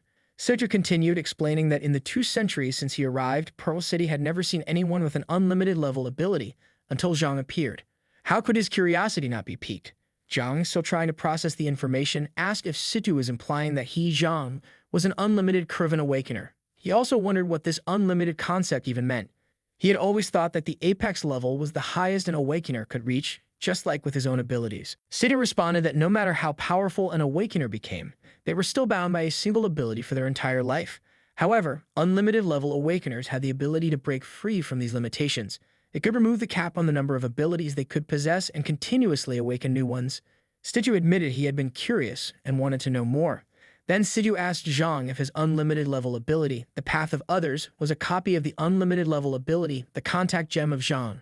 Situ explained that he wouldn't ask Zhang to do something for nothing regardless of the outcome. As a token of gratitude, he would give Zhang something, and in return, he would answer any question Zhang had. Zhang asked what would happen if he refused. Situ then revealed a gift, telling Zhang that he was welcome to take it, suggesting that perhaps Zhang would want to see it first. The bracelet, which Situ called the Golden Treasury, was an item he had used quite a bit in the past. It contained a skill called Storage, and Situ trusted that Zhang would understand its significance. Zhang was impressed by Situ's generosity. He was excited because the storage space was exactly what he needed at that moment. As Zhang reached to touch the bracelet, Situ moved his hand closer, asking Zhang to hold out his own. When Zhang complied, Situ used his power, and then Zhang asked if it was done. Situ confirmed, explaining that he couldn't copy Zhang's ability, nor could he replicate any of Zhang's derivative abilities, which made Zhang's powers truly unique. Situ then handed the box containing the bracelet to Zhang, telling him it was now his. Zhang thanked him and, upon touching the bracelet, began analyzing it. To his shock, he saw a girl tied up with ropes. He wondered if this was part of the process used to create the bracelet. The fire that was dropped on the lady made her writhe in pain, and Zhang couldn't help but think they had used a human life to craft this special piece of equipment. He found such an act to be incredibly cruel. Zhang asked Situ if it was true that all special equipment was made in such cruel ways. Situ replied that this had been the method for 2 centuries. Even though it was now explicitly forbidden, there were still criminals who secretly sacrificed people for these objects. He had originally wanted to destroy the bracelet, but in Zhang's hands, it could perhaps be used to bring justice to those who deserved it, allowing the souls used to craft the bracelet to finally rest in peace. Zhang then asked what Pearl City had been like 200 years ago. Was everyone treated that way, their lives discarded so casually? Saigon nodded sadly, recounting the past. 200 years ago, during the reign of the Zhu family, the city was ruled with an iron fist. Everyone was a slave to their whims, with no future or hope. Men toiled day and night for scraps of food, and women with beauty were selected as slaves for the Zhu family, becoming playthings for the young masters. From the moment children were born, they were brainwashed and forced to swear loyalty to a family that saw them as nothing more than tools. The elderly, who could no longer work, were used as food for the mutated, tamed beasts of the Zhu family. If anyone awakened an ability, they were either enslaved or sacrificed, used as ingredients to fuel the creation of more equipment. Due to the Zhu family's many crimes, some capable individuals quietly gathered strength and, in time, overthrew the family's rule. Zhang understood the situation, and as he stood up, Situ asked if he had any more questions. Zhang, impressed by Situ's power, asked why he didn't handle Princess Yu himself and liberate the city once more. Situ replied that it wasn't a matter of will, but one of inability. He explained that Zhang might have the impression that Pearl City was weak, but that was far from the truth. The city had been caught completely off guard by the intrusion of the celestial foxes, but its defenses were far more robust than Zhang realized. The city's investigation teams tracked and drove mutated beasts away from the surrounding wilds, and the Purge Squad was stationed near the city gates, secretly handling these beasts. Moreover, the king's divine artifact, the Sun and Moon Pearl, resided within the city. Within its range, all living beings were suppressed, with their power capped at level 40. Even if a king-level mutated beast attempted to invade, it would be downgraded to the apex level. Without a doubt, Situ was the strongest apex-level being in the city, but as things stood, the situation was more complicated. Zhang then mentioned Bai and asked if Situ was implying that they had a traitor in their midst. Situ confirmed, telling Zhang that with the city lord still missing, the only person who could control the artifact, aside from him, was a remnant of the Zhu family, or one of those who had sunk into the shadows after their reign of terror had ended. The Zhu family had shut down the Sun and Moon Pearl artifact, and then ordered the opening of the gates for the celestial foxes. Zhang realized that the recent surge in mutated beast activity was all part of their plan. He couldn't understand why they hadn't eradicated those people completely when they had the chance. Situ replied that after overthrowing the Zhu family's rule, they had been trying to clear out the remnants, but it was like trying to remove weeds. The Zhu family had operated in Pearl City for hundreds of years, establishing deep and extensive underground roots. Zhang thought about it and agreed. The Celestial Fox's invasion made no sense. He then began to wonder about the real objectives of the Zhu family. Was the city lord dead or alive? Why were the mutated beasts uprising? What kind of power did the Celestial Fox King wield? Without answers to these questions, Situ would have to act with extreme caution. If he fell into the enemy's trap and died in battle, Pearl City would truly be doomed. It reminded Zhang of the wars in his past life, where nuclear weapons were only deterrents, never to be used unless absolutely necessary. Even though Princess Yu was provoking and killing, anyone could be impulsive, except for Situ. Situ then spoke, telling Zhang that although he might not be able to copy his abilities, they still needed him. He asked if Zhang would be willing to join the Purge squad. He extended his hand toward Zhang. Zhang accepted the handshake, agreeing. The scene shifted to the Iron Soul blacksmith shop, where Kang was busy at work. She walked in and asked what was wrong with her, noticing that she had been repairing equipment so late into the night. Kang replied that she was just trying to make the most of her free time. Ji then remarked that it had already been a few days and she wondered if Zhang would come back. Kang teased her, asking if she missed Zhang already and noting how distracted Ji seemed lately. Ji denied it, explaining that it wasn't about missing him, but that she had no one to guide her during her training these past few days. She also couldn't help but wonder how he was doing out there and if he might run into any danger. Kang, seeing an opportunity to tease her, remarked that Ji was acting like Zhang's little wife, claiming she did miss him every single day. She blushed, feeling shy, and quickly denied it. Chang, laughing, decided to stop teasing her. She then took a knife and dipped it into the water, telling Ji that, actually, the village and the dangerous mutated beast areas outside the city had already been marked. As long as Zhang didn't venture into those areas, he would be fine. She asked if there were villages outside Pearl City. Khan confirmed, explaining that these villages were often isolated, backward, and xenophobic. Many of them even worshipped mutated beasts like gods. If anyone happened to travel through the wilds and encountered one of these villages, they should just keep moving and trust her instincts. Otherwise, they might be captured, enslaved, or even sacrificed. She was surprised and wondered why, as humans and students, they weren't able to communicate with these people. Khan explained that they could hardly be considered human in the traditional sense. In the wild, the most dangerous things weren't the mutated beasts, but the savages. Some of them wore masks and stalked silently, and they would never see them coming. Just then, a shadowy figure approached Ji from behind, causing her to freeze in fear. She asked if it was like that. Kang nodded in agreement, and just as Ji was still in shock, Zhang appeared, wearing a mask to further frighten her. Kang, however, wasn't scared. He swiftly kicked Zhang in a private area, causing Zhang to double over in pain. After a moment, Zhang tried to act as if nothing had happened, complaining that Kang was being mean. Ji, still uncertain, asked who he was. Zhang hesitated before removing the scar mask from his face, his body trembling. Both Kang and Ji relaxed when they saw his face, and Kang playfully rubbed his head, commenting that Zhang had come back without saying a word and tried to scare them with his spooky act. Zhang explained that he had overheard their conversation about the savage villagers and thought he lightened the mood a bit. He never expected Ji to turn around and kick him. Ji then asked about his training. Jai replied that he planned to spend some time inside the city walls working on his skills.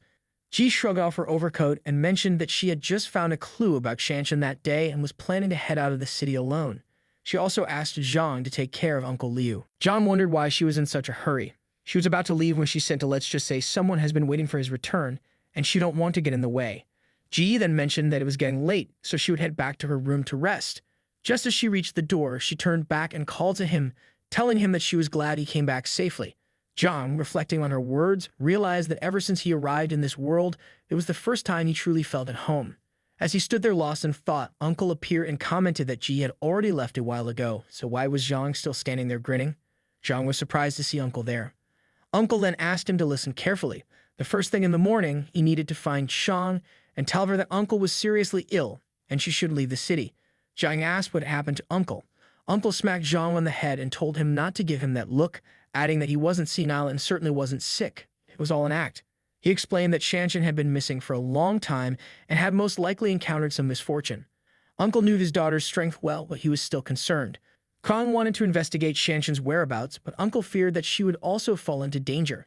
That's why he had to act like he was sick, keeping her from taking any risks. Zhang was about to respond, but Uncle continued, saying that Kang was deeply loyal. Once she set her heart on something or someone, she became even more determined. She wouldn't easily take risks if that was the case. Zhang appreciated what Uncle was doing, understanding the depth of his concern. Uncle was sitting there smoking, telling Zhang that he had a real talent for forging. However, he added that Kang wasn't much of a teacher. Honestly, she had never been passionate about forging, and there were too many gaps in her knowledge. Uncle decided that for the next few days, he would teach Zhang the meaning forging technique. Though the technique might not be a great secret, it was still a unique skill of the Li family, so Zhang needed to pay close attention to it. Zhang nodded in agreement, assuring Uncle that he wouldn't let him down. Just then, Zhang heard Jing's voice calling to him, telling him to keep going because she was waiting for him. Zhang believed that just as his uncle had wished, Kang remained in the city. True to his promise, his uncle began secretly teaching Zhang the forging technique, which Zhang had been practicing with the Nethermist. Over time, he had gained much better control over it, and could shape it into far more precise forms. Zhang had mastered the first 3 styles, including the Ape King and Yahi Knight. One night, while meditating, Zhang swore he heard the familiar voice of Jing. He had to be certain. He had to purge the squad. He turned to Situ and asked if he was sure that no celestial foxes were disguised as humans around the blacksmith district. Zhang could have sworn he heard something. Situ replied that they had already swept the entire area, and there was no way a celestial fox could be there. Zhang thought to himself that if it wasn't the whisper of the winds, then Jing wasn't dead and was still out there somehow. For revenge and answers, he vowed to rip the mask off the celestial fox that had disguised itself as Jing. The scene shifts 3 days later to a night where a man sneaks into the Su family's house. He quietly enters the room of the lady, murmuring that his little drug had worked perfectly on her. He pulls the blanket off her, commenting that people said the Su family's daughter was incredibly beautiful, with curves in all the right places and skin like white jade. He touches her hand, telling her that tonight he would taste the truth and see if the rumors about her were true. All of a sudden, the aviator appeared, and the man wondered who was there. A voice called out to him, referring to him as the short-stacked teddy bear, standing at 5 feet nothing with a face that only his mother could love. The man demanded that whoever it was just show himself. The voice responded, telling the man that he was disliked by women and his appearance grew more twisted by the day, and that he had hurt countless women over the past decade. The voice then asked if it was wrong. The man, now terrified, asked who the voice belonged to. The voice revealed that it had come with an order to take the man's life. Panic set in as the man began to run, thinking that the entire Su family must have been drugged by him. But he wondered what voice that was and whether it belonged to a human or a ghost. As he fled, a sharp point struck his leg, causing him to fall. As he lay there, fear consuming him, the nether mist grew stronger, revealing that the creature was Zhang. Zhang, acting as a ghost, approached the man, asking if he still wanted to keep struggling. Trembling with fear, the man begged for Zhang to stay back. But he couldn't escape. The man fell to the ground, overcome by fear and even urinating himself. Zhang, with a smirk, nudged the man with his foot and remarked that he thought the so-called serial killer Sur was supposed to be tough. Yet the man had gone down so easily. Zhang felt a sense of satisfaction, as though he had completed his first mission. Zhang remarked that it was time to bring the man back to headquarters and let them deal with him. He used his analysis skill to identify him as Zhang Xiaofan. As Zhang read through his stats, he wondered why Xiao was using such a useful skill for evil deeds. It was a waste of his potential. Suddenly, Zhang was hit with a flashback of an incident involving Xiao. In the memory, a lady was begging Xiao to spare her life, but he coldly kicked her, telling her that despite ingesting his drug, she was still so disobedient. He claimed she had her dead husband to thank for her survival. If her husband hadn't died so early, Xiao would never have set his sights on them. Xiao then mocked a city guard who had sworn to defend Pearl City to the death. Now the guard was truly dead, a situation he found deeply ironic. Xiao expressed gratitude to the guard for leaving both of them alive, so he could do as he pleased. Xiao then turned his attention to the lady's daughter, cruelly telling her not to worry because she would soon join her mother once he was done with her. He referred to the girls as his toys, showing no remorse. While Zhang was immersed in this disturbing flashback, Xiao, still seated, suddenly rose and attempted to attack Zhang with a cloud of drug powder. However, Zhang was protected by a shield barrier and the smoke dissipated. Xiao, bewildered, wondered where Zhang had come from and how he dared to interrupt his fun. It was then that the rain began to fall. Xiao continued, saying that the drug powder had been enough to knock out their last mutated beast. Once the beast fell asleep, Xiao would torment it thoroughly. Zhang, unfazed, coldly referred to Xiao as dead meat. Xiao was scared and wondered why it wasn't working. He questioned if it was because of the rain. Zhang used his power to cut off Xiao's hand at the wrist, making him feel an immense amount of pain. Zhang told him that the first blade was for the mother who gave her life to protect her daughter, and the next blade was for the girl who preferred to die rather than submit to him. He continued attacking with the blade, saying that it was in memory of the heroism of the city guard. The next strike was for the righteous detective, and the one after that was to carve the memory of the nameless awakener, the one who fought for justice, deep into Xiao's soul. After taking numerous hits, Xiao was lying down, telling Zhang that he was totally insane. Zhang replied that with the current technology, Xiao could be saved if he received medical attention in time, so Zhang was giving him another chance. He added that as long as Xiao could walk out of that door, he would spare his life. Zhang thought to himself that he was going to make Xiao experience the same despair and terror that he had inflicted on all those innocent people, 100-fold. He told Xiao to remember that this would be his last chance. Xiao, crawling in pain, thought that once he recovered, he would make Zhang pay. He would peel the skin from Zhang's bones slowly. He couldn't afford to die there. There were still so many women he had taken advantage of. He was almost at the gate. If only he could manage to open it, he could escape. He stretched out his hand toward the door handle. but he couldn't reach it. Frustrated, he kept banging on the door. Zhang observed, remarking that Xiao wouldn't even be able to open it. Xiao had his chance, and he had blown it. Now he had failed. With a flick of his power, Zhang killed Xiao, increasing his stats in the process. Zhang thought that wiping out the celestial foxes would be enough to bring peace back to the city, enough to save everyone. But did someone like Xiao even deserve to be saved? Don't be ridiculous, Zhang muttered. People like him deserve to die. There's no need to play the bleeding heart. Just then, he heard a voice mentioning that it was a special day at Manhwa Academy, and that he should find the opportunity to take her. Zhang wondered what it meant. Was it another Xiao? He contacted his captain, informing him that the rapist had been dealt with, but he had picked up something else with his wind whisper. A disturbance at Manhwa Academy. It sounded like they were planning to abduct someone. The scene shifted to the headquarters, where Setu was contemplating Manhwa Academy. She attempted to use her powers to send someone there, but was unable to penetrate the barrier. There was some kind of force field in place, and even she couldn't see through it. Whoever had set up that barrier was no joke. Setu instructed Zhang to head over there and report the situation in real time. She would contact Sishin and make sure to handle the situation from her end. Setu warned Zhang not to engage until backup arrived. Zhang agreed and prepared to leave. At Manhwa Academy, the barrier continued to protect the building. Inside, team members walked quietly, their heads concealed by overcoats, each carrying a lantern. One man remarked that they had been searching for 15 minutes with no results. He wondered where Cheng Suling had hidden the girls. The second man told his boss that there was a problem. They had detected a breach in the barrier. The third man, visibly shaken, wondered aloud if they had been discovered. The boss scolded them, saying to not be so stupid. And they have that double protection. Dragons subduing stones and lanterns.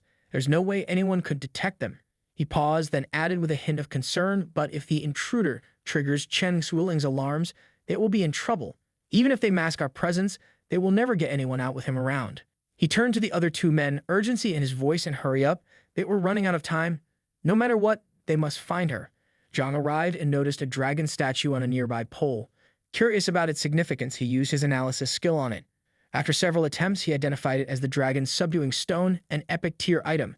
His mind then drifted to a flashback, a vivid scene of many people being sacrificed, their blood mixing together to forge the stone. Zhang wondered if the dragon's subduing stone had also been created through such a gruesome human sacrifice. But such practices had long been forbidden for public use. The people inside didn't appear to be members of the three major organizations, so could they be remnants of the Zhu family? The beast-taming Zhu family was at the root of the chaos. Zhang wondered about their motives for allowing the celestial foxes into the city and for amassing such vast hordes of beasts. The current operation at Manhwa Academy might offer valuable clues to their true goals. He felt someone approaching and quickly hid. As three men arrived carrying a girl, the boss of the group believed the person who had entered had already left. He remarked that it should be safe now and instructed his team to turn off the lanterns to conserve the little energy they had left as they would need it. He would go collect the dragon's subduing stone, ensuring that no traces were left behind. Zhang analyzed the group, reporting to his leader that the enemy was from the Zhu family. One of them was level 20 with analysis abilities, the second was level 17 with telekinesis, and the third was level 15, a hypnosis awakened. Zhang then analyzed the lantern, realizing that it was the reason he couldn't detect the three men. It had masked their presence. However, it seemed to be running low on energy, and Zhang began to wonder if the girl was their target. As one man carried the girl, Zhang analyzed her and discovered that she was Chen Junting. Her potential was off the charts, resembling an upgraded version of the contract gem. Zhang wondered who the Zhu family planned to control with her.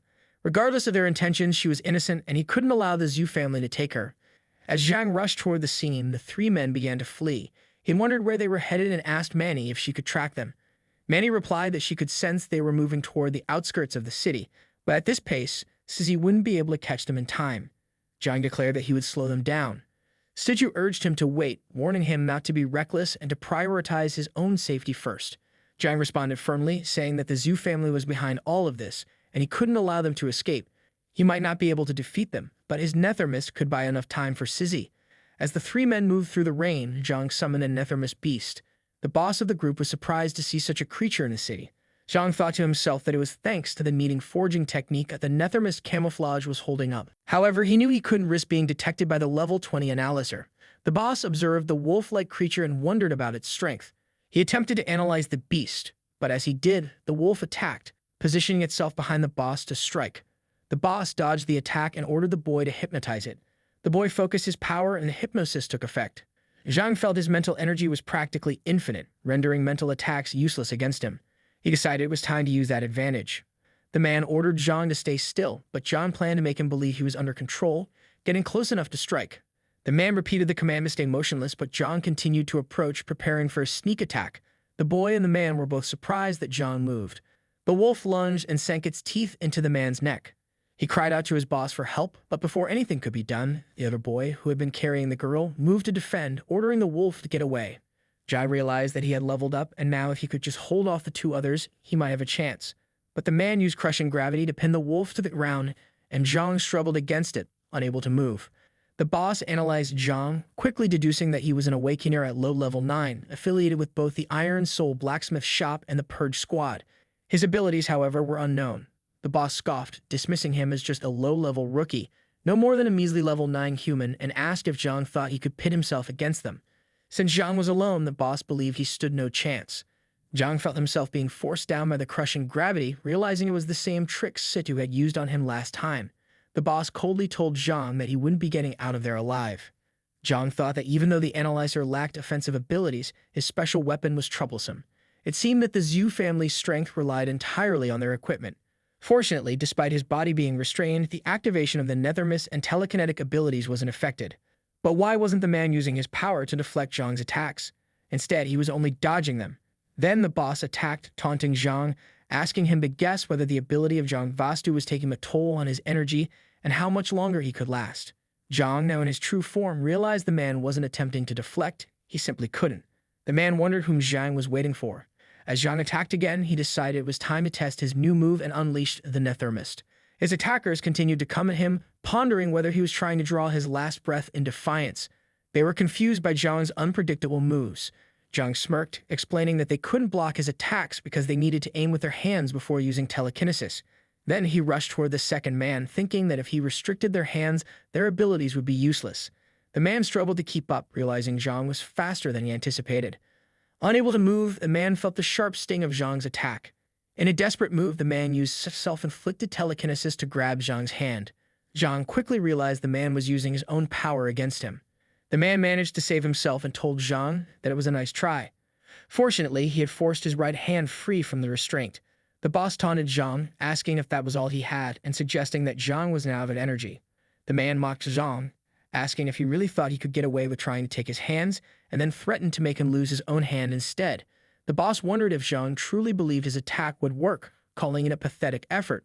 Zhang responded by using the flame bind on the man, but the man pushed him back, forcing Zhang to stumble. Nevertheless, Zhang managed to stand on his own.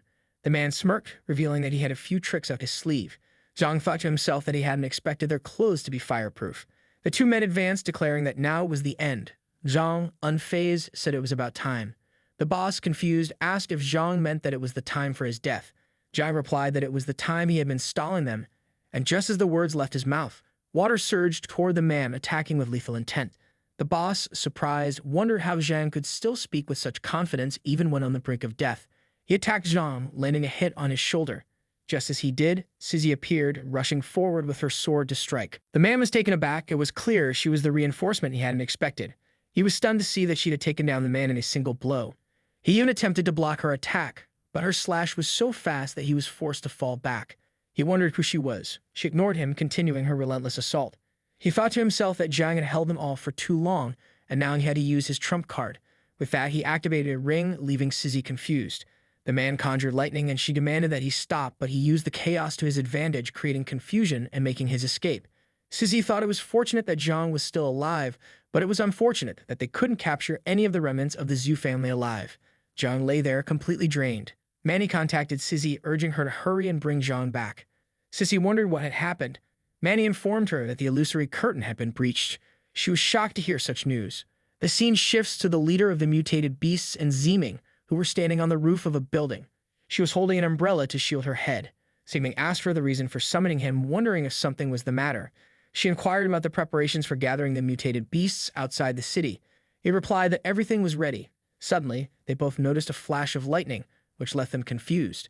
She wondered aloud what that sound was. Zeeming thought of the thunderous call and realized that Zhu's agent had run into trouble, and all those people, he mused, that Fox had to notice it. Then he mentioned that it was thunder. She asked if he saw anything unusual. He denied it, and she pressed, asking if he was nervous. He confessed that he had been scared of thunder since childhood.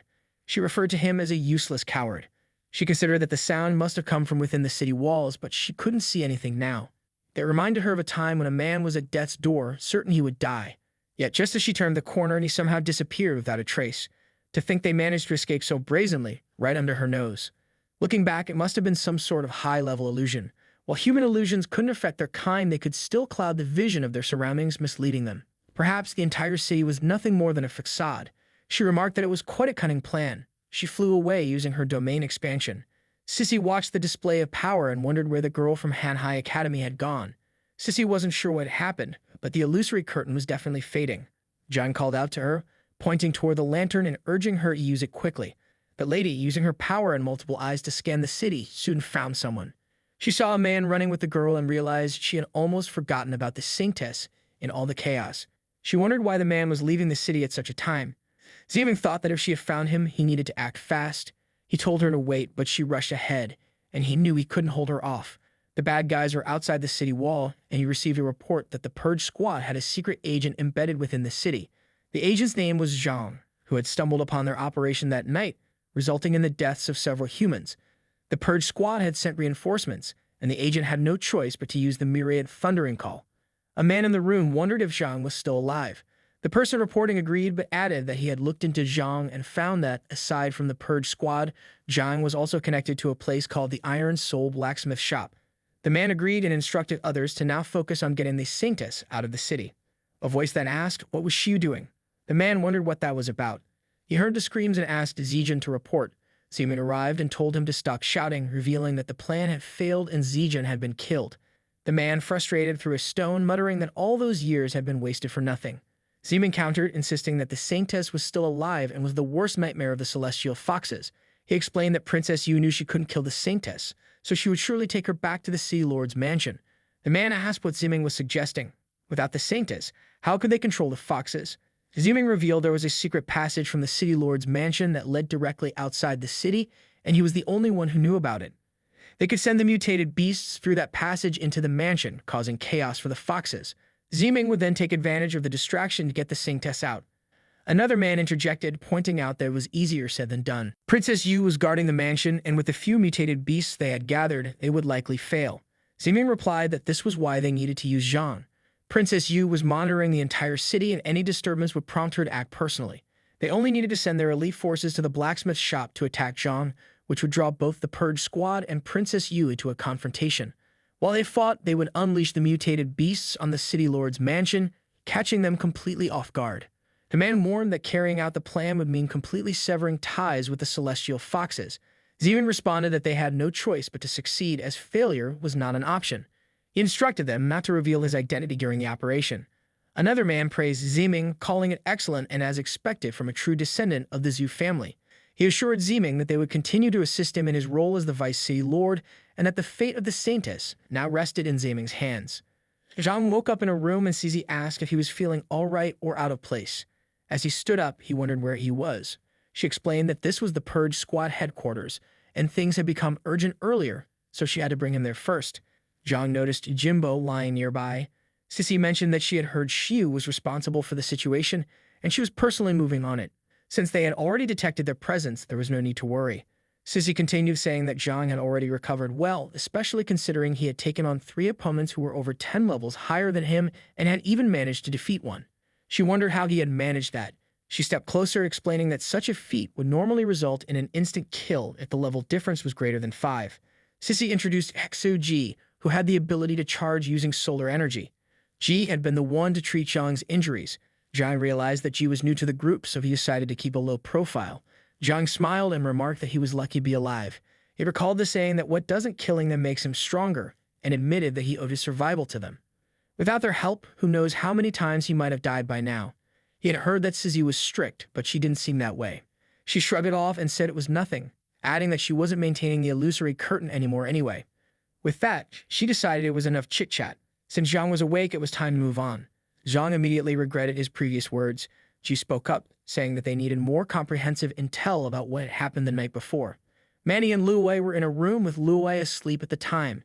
Manny wondered if the paperwork would ever end. She lowered her head, muttering that she had requested a leave of absence. Lu Wei groggily seconded it, and Manny asked if she had been awake the whole time. She then asked Lu Wei to help with the work. Luwei pretended to still be asleep and Manny shook her, urging her to wake up, but Luwei didn't respond. The two of them were playfully messing around when Sidhu walked in, apologizing for the understaffed headquarters and asking them to bear with it for the time being. Just then, Ji and Zhang arrived. When Manny saw Ji, she jumped up, thrilled to see her. Ji mentioned that she thought she could lighten the workload a bit. Manny replied that Ji was always looking out for her. Seichu, however, suggested they get to the point. They had been working under the assumption that the Zhu family and the Celestial Foxes had formed an alliance to eliminate their common enemies, but now said to believe they were not working together. The Zhu family had set up a barrier with a shielding effect, one that interfered with their surveillance. It was clear they were aware of the existence of the illusory light celestial curtain, yet they hadn't informed the Celestial Foxes about it, which meant they were trying to use the illusory curtain for something. Seichu added that submission wasn't the Zhu family's style. However, they were currently not strong enough to take on the Celestial Foxes directly. It led them to the girl they had taken from Hanhai Academy the previous night, and perhaps she was the key to defeating the Celestial Foxes. She continued, explaining that the headmaster of Hanhai Academy, Cheng Xueli, had only one son, Chen Haowen. Records stated that he passed away 14 years ago without marrying or having any heirs. That same year, Xueli suddenly announced that he had a granddaughter named Junting. According to the investigation, Junting had no blood ties to Pearl City, and it was most likely that she came from one of the outside villages. It seemed that Xueli had been very protective of his granddaughter, keeping her away from everyone for the past 14 years. Her citizenship file was as clean as a blank sheet. There wasn't even a record of whether she was an awakener or what her ability might be. Zhang spoke up, mentioning that he knew her, as he could use his analysis on her earlier. He revealed that her ability was called Sanctus Blood. Sidhu pondered the mention of an outside village and the term Sanctus. He wondered if she was from the Holy Ancestor village, but dismissed the thought. It seemed too much of a coincidence. Zhang, still intrigued, continued to wonder about her ability. The scene then shifted to the city lord's mansion, where Junting was with the leader of the Foxes. She was enjoying a pancake and commented that the place felt so cozy, asking if the lady always lived there. As she looked a bit saddened, Junting asked if something was bothering her. The lady quickly denied it, saying it was nothing. Junting mentioned that she knew just what would cheer the lady up. Her grandpa always said they should eat something sweet when they were feeling down, so she suggested having some tea. The lady, angered, shouted at Junting to just die and made a move to attack her. However, Junting was unaware of any ill intentions. Junting offered the lady a cookie, asking if she wanted to try one. The lady hesitated, but eventually took a bite, finding it delicious. Junting urged her to take another bite, placing it near the lady's mouth. As the lady ate, she wondered why she couldn't bring herself to die. As Junting continued to feed her, the lady admitted it's better. She felt a pang of guilt for having attacked Junting and couldn't understand why she felt bad for a mere human. Junting then sipped some tea and grimaced. She immediately declared it awful, commenting that the water used for the tea was terrible and that the person who made it must have been an idiot. When the lady wondered aloud if she was the one being called an idiot, Junting responded that she was upset about it. She assured the lady she would make a new pot of tea and instructed her to wait. As Junting prepared the tea, the lady began to feel uneasy. She wondered why she was feeling this strange sense of guilt. After all, she was the princess of the Celestial Foxes, and there was no way she could have any kind of flaw. It must be something about that human. She couldn't shake the feeling that something was off about Junting and began to question who she really was. In the Purge Squad training room, Sissy rushed toward Zhang, explaining that his nether mist and her water element were quite similar. He could control it with his mind and change its form. However, there was one key difference. Her water element was renewable, meaning she could use it over and over again, while his nether mist was a one-time use. This was because Zhang hadn't yet figured out how to convert tangible nether mist back into its intangible form. Sissy continued, saying that if his nether mist could shift between solid, liquid, and gas like water, it would be incredibly useful. Zhang thought about it for a moment, realizing there were some perks to nether mist not being tangible. He didn't have to carry around a bunch of gourds to store it. She moved closer to him and urged him to focus, then instructed him to fall back. However, Zhang decided to use his nether mist, thinking he could use it as a cushion to absorb the blows. Sissy was sent flying into the air, and she remarked that it was fortunate Zhang could convert fear into nether mist, somewhat compensating for its lack of durability. Sissy then used a blizzard attack on him, but Zhang managed to dodge them all, commenting that the attacks were at a relatively low level. Just as he thought he had evaded everything, he noticed the water had captured his legs, then his hands. He realized that the ice had melted into water, and his attention was completely focused on the spikes descending from above. Sissy descended and explained that if his opponent didn't fear him, his nether mist wouldn't last long. Zhang replied that while that might be the case as long as his attack was powerful enough, one strike would be all he needed to defeat his opponent. He then used his nether mist to form a dagger above her. In response, Sissy summoned a water prison, challenging him to show her how strong his attack truly was. As she was inside the barrier, Zhang's attack struck it and easily broke through, leaving her shocked. Zhang calmly remarked that it seemed like he had won. Sissy admitted that it was impressive how his nether mist had surpassed her defenses despite the level difference. She speculated that his nether mist might have descended from some king-level mutated beast, which could have inherited special traits that allowed the nether mist to inflict damage beyond its apparent level. However, she pointed out that Zhang still lacked real combat experience. If this had been a life-or-death fight, he would have been done for. Zhang wondered just how done for he would have been. Sissy then made the water that was holding him captive boil, and he felt an intense heat, wondering if she had gained the ability to boil water. She explained that understanding the nature of his abilities was crucial. He should spend more time studying it. For example, water could return to ice, become hot water, or transform into steam, and each of these forms held the potential to turn the tide of battle. Zhang used his power to create a bug, asking if it was like that. Sissy recoiled in fear at the bug and immediately used a water cannon to push it away, demanding that he get it away from her. Zhang's nether mist quickly refilled and he absorbed the water into himself. Sissy shook him, urging him to spit it out, as her water element was pure and highly toxic. Zhang feigned unconsciousness and replied that even if the poison didn't get him, choking would certainly do the trick. Sissy apologized, but Zhang mentioned that something felt off. His body felt loose as if he couldn't control it. Suddenly, his lower body released water and his pants slipped off. A hand made of water emerged from his shirt, and he wondered if he had awakened a new ability. He checked his stats and saw that the level 6 gems effect had unlocked 2 abilities. He understood the pure water body ability, but he was puzzled by Omnivore. Sissy called out to him asking if he was okay and whether he was melting. Zhang reassured her, telling her not to worry. He should be able to change back, but it would take some time to adjust. He thought to himself that if the nether mist body and the pure water body shared any similarities, the transformation might work like his nether mist's ability. He focused on his body, trying to feel it out. Suddenly, his body became liquid-like, and then took on a strange form.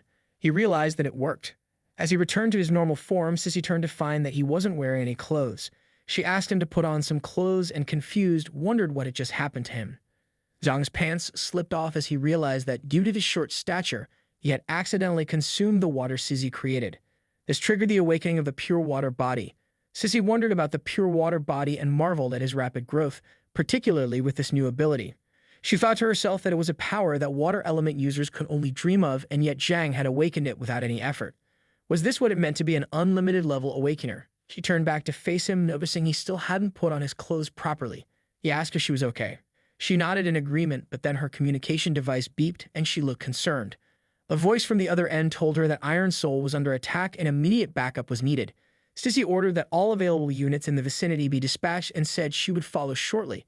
Zhang, worried, mentioned that Ji and the others might be in trouble, so he needed to go too. Sissy stopped him, cautioning that it could be a trap. Zhang reassured her, saying not to worry. With his new pure water body ability, if things went badly, he could simply turn into water and slip away. She acknowledged his confidence but reminded him that he couldn't win on his own yet. She urged him to stay close and follow her. Zhang agreed and followed her, determined to help. The scene shifts to the Iron Soul blacksmith shop where Sissy and Zhang, accompanied by a few others, arrive to find several defeated assailants lying on the ground. Sissy wonders aloud where all these assassins came from. She then orders the others to form a team, search for any survivors, and set up defenses in case more assassins are nearby. They agree and quickly get to work.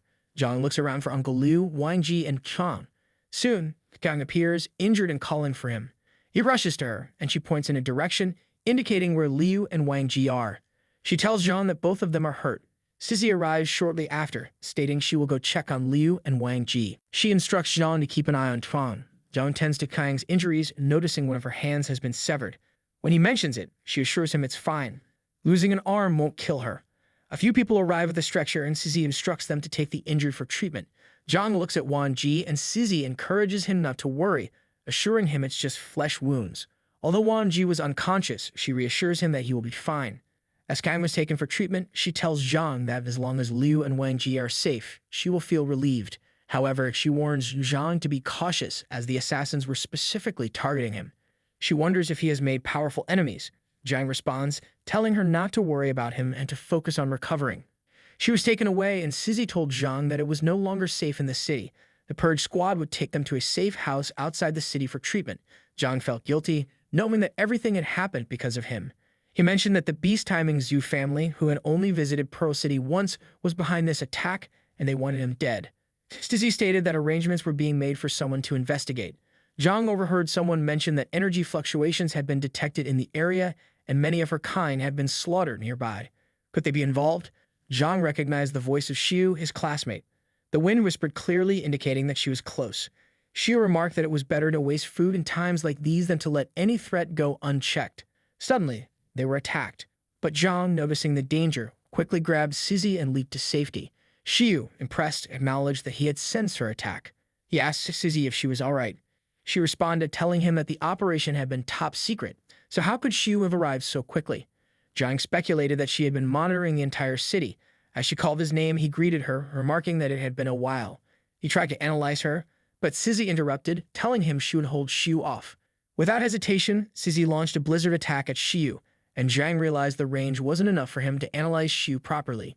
Xiu, unfazed, thought to herself that Sizzy hadn't even hesitated to use a lethal move on her. It seemed her identity had been exposed. She then revealed that they were the ones behind everything and with a wave opened a portal behind Sizzy, launching a strike at her.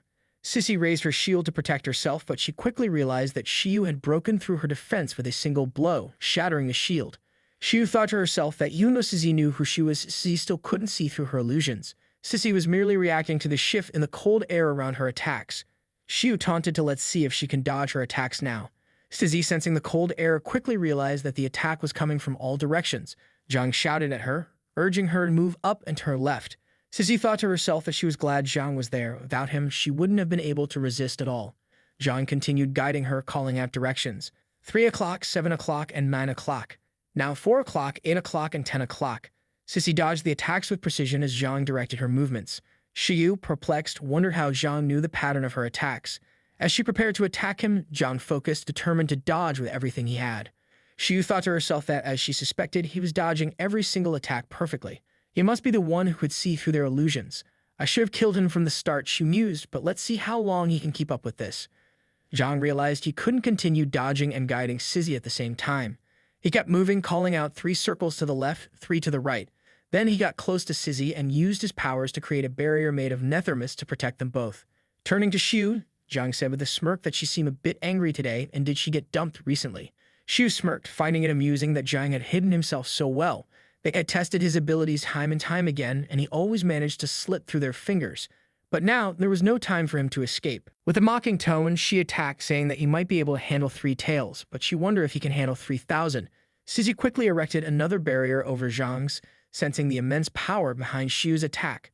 Zhang watched as his nethermist steadily drained, his energy dropping by 50%. He felt the pressure mounting, and Xiu taunted him to let's see if he can last even a second and consider it his win if he make it that long. The nethermist was almost gone, reduced to 0 in just 0.9 seconds. Zhang thought grimly that he had given it his all, using 100% of his nethermist in one go. Yet, it barely slowed Xiu down. Was this it? Just then, a projection of Situ appeared, urging Zhang to listen closely. Situ said that he can only create this opportunity for him once. Zhang's mind raced, wondering what this projection of Situ meant. The power to situate herself overwhelmed Xiu, and she wonders what was happening. Situ asks Zhang to handle the situation. Zhang agrees, using the nethermist at full range, and then grabs Sizzy's hand to flee from the area. Xiu was captured, and in her anger, she declares that they won't escape her. Though she doesn't free herself as they both manage to get away, she orders every fox to find Zhang and not let him escape. After a while, they reach the safe house of the Purge Squad, located outside the city. There, Kineg was lying on the bed, while Zhang stands beside her. She tells him that he's now part of the Purge Squad and that Pearl City has fallen into the hands of the foxes. Zhang acknowledges this, explaining that they were lying low for now, but it was no longer safe in the city. He apologizes, saying it was all because of him. Kineg reassures him, mentioning that it was just her arm and she was still alive. Furthermore, she owes him for saving Liu and the others. He promises that he will find a way to reclaim the blacksmith shop. Until then, however, he fears she will have to remain hidden outside the city. Sizzy reflects on how Zhang had grown so much while she was absent, especially when he was helping her escape. Kinag tells him that Sizzy was waiting for him, urging Zhang not to let Kinag keep him from what truly matters. Zhang steps out of the room, asking Sizzy if she needs anything. She wonders what he just called her. Zhang feigns innocence, blaming Kinag for the mix-up, calling Sizzy the little girl and saying that Kinag had gone and messed up her name.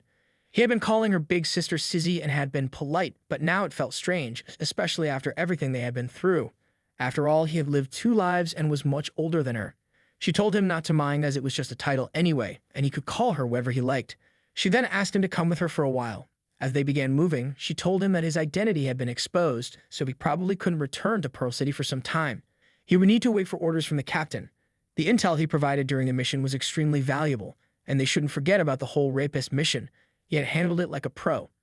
To show her appreciation, she handed him a liquid and told him to think of it as a little reward from the Purge Squad. He wondered if it was the golden blood. She confirmed, saying that it was from Jinmo himself, and explained that he would need to draw and store it periodically. The liquid had immense healing properties and was usually used to treat their wounded or to extend the lifespans of their most esteemed veterans. She asked him to try consuming it on the training ground to see if he could inherit any of its power. She also mentioned one more thing. The golden blood was a bloodline-based ability. This meant there was a chance it could be passed down to his descendants. She just wanted to make him aware of it, warning him not to get entangled with any gold diggers. Zhang thought that it was just a chance, not a guarantee. Besides, who knew if he would even have a wife someday? That was why he was thinking so far ahead. He drank the liquid, focusing on his training with the nethermist body and pure water, hoping not to disappoint himself. Sizzy asked how it felt and whether he had gained any abilities. He replied that he didn't feel any noticeable change. Suddenly, he noticed red liquid on his hand, so he used analysis and wondered if it had worked. As he examined his stats, he realized that Omnivore was an unlimited level ability. The pure blood body allowed him to accurately sense the condition of any target simply by being near them. Sissy asked what was wrong with him, noticing his reaction. Zhang was able to see a scar on her face. She replied that it was nothing and asked him not to worry about her. However, Zhang felt there was more to the scar than met the eye. Sissy asked if there had been any other changes. Zhang mentioned that in his new form, he could sense the life force of every living creature around him and could merge with them to heal their wounds, including scars. Sissy then asked if he could heal Krang's arm as well. Zhang replied that as long as there was enough blood, theoretically, he could even reconstruct an entire body from a single piece of skin. He believed that the pure water body was meant both for defense and for healing others. Sissy urged him to stop waiting and suggested they go help Kinan. He agreed. Then he asked Sissy if they had ever had a proper conversation, not as teammates, but as old friends. She agreed to that. The scene shifted to the wilderness outside the city, where a few animals were drinking from a lake. Birds flew away, making sounds as they took flight. A huge pack of mutated beasts was approaching the area. Manny was with Situ, and as Shaheen looked at the old records, she wondered if he was looking at the records of the Holy Ancestor Village. She asked him the reason. He mentioned that she might not remember, but although the Zhu family committed many heinous acts while in power, they were originally considered heroes for helping everyone survive the Great Winter Calamity. The head of the family, Zhu Qiang, merged with the sun god bird and flew into the sky every day, bringing light and warmth to the people. He persisted in this for 10 years until he finally died from exhaustion. Saitu knew that after Qiang's death, he was buried in Sunset Mountain outside Pearl City, and the survivors outside the city honored him by guarding his grave. Centuries later, these people married and had children, gradually forming a village now known as the Holy Ancestor Village. Many wondered how any of this was related to the current Holy Ancestor Village.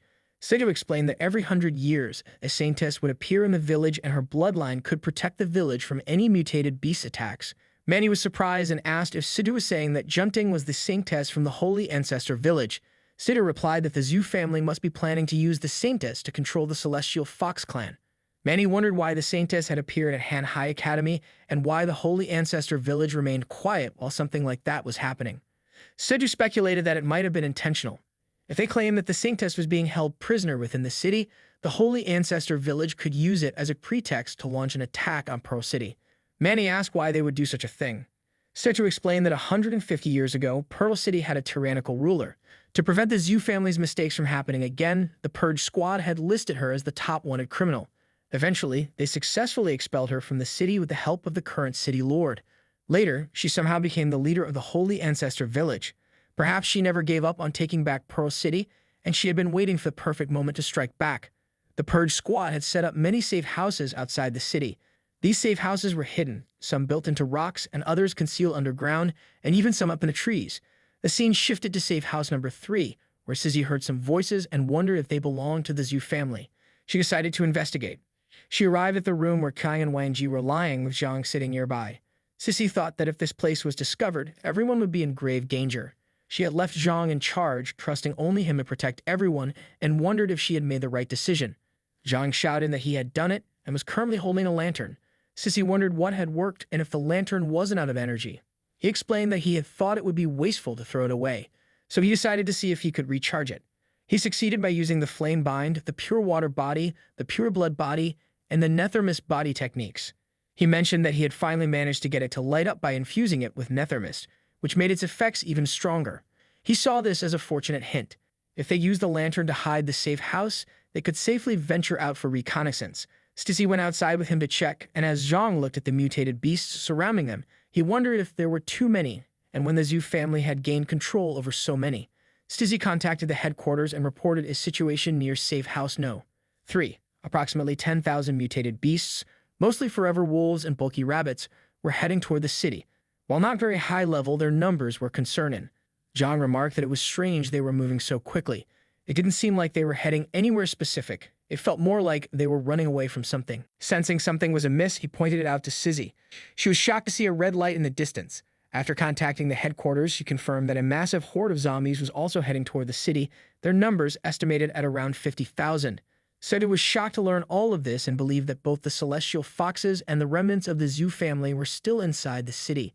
With the current manpower shortage in the Purge squad, there was no way they could fight off so many enemies at once.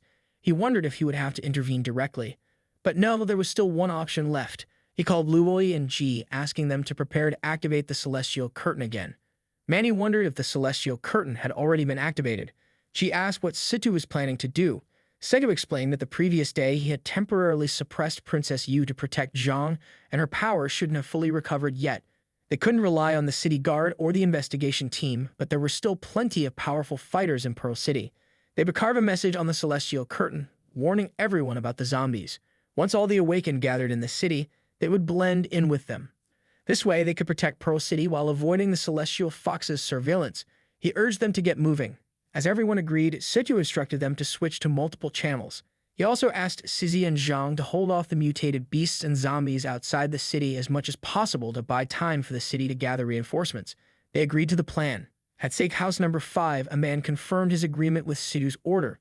Situ instructed them to quickly head to the vicinity of Safe House number 3 to provide immediate support to Sizzy. The man agreed, and another one sent a let's go now. The three of them, a man and a woman, left immediately. The first man with a grin said that their time to shine has finally arrived. The scene takes place at the mansion of the city lord, where Ziming was walking, thinking that the raid on the blacksmith's shop should have gone off without a hitch. He was confirming that Princess Yu was not in the mansion of the city lord and that they could proceed to the next step. However, the other person apologized, saying that they had run into a problem. A horde of unidentified zombies appeared out of nowhere outside the city, spooking the mutated beasts, and now they were all out of control. They didn't even know who was behind it. Ziming asked them to talk less and do more, telling them to contain the mess immediately. If the plan fell apart, they were all screwed.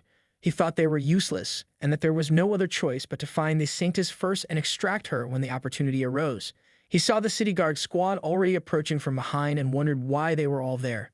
Ziming mentioned that they should just look at who had arrived and ask Captain Qin what they owed the pleasure of his company that day, adding that the city lord wasn't back yet, but he would be happy to relay any urgent matters.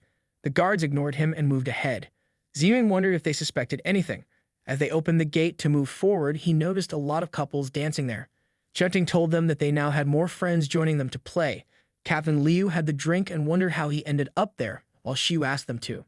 He then learned that he had to capture Zhang. Junting remarked that Liu was so clueless. Liu wondered if she had summoned his kind to that place, as the feeling was just like being near his clan's king.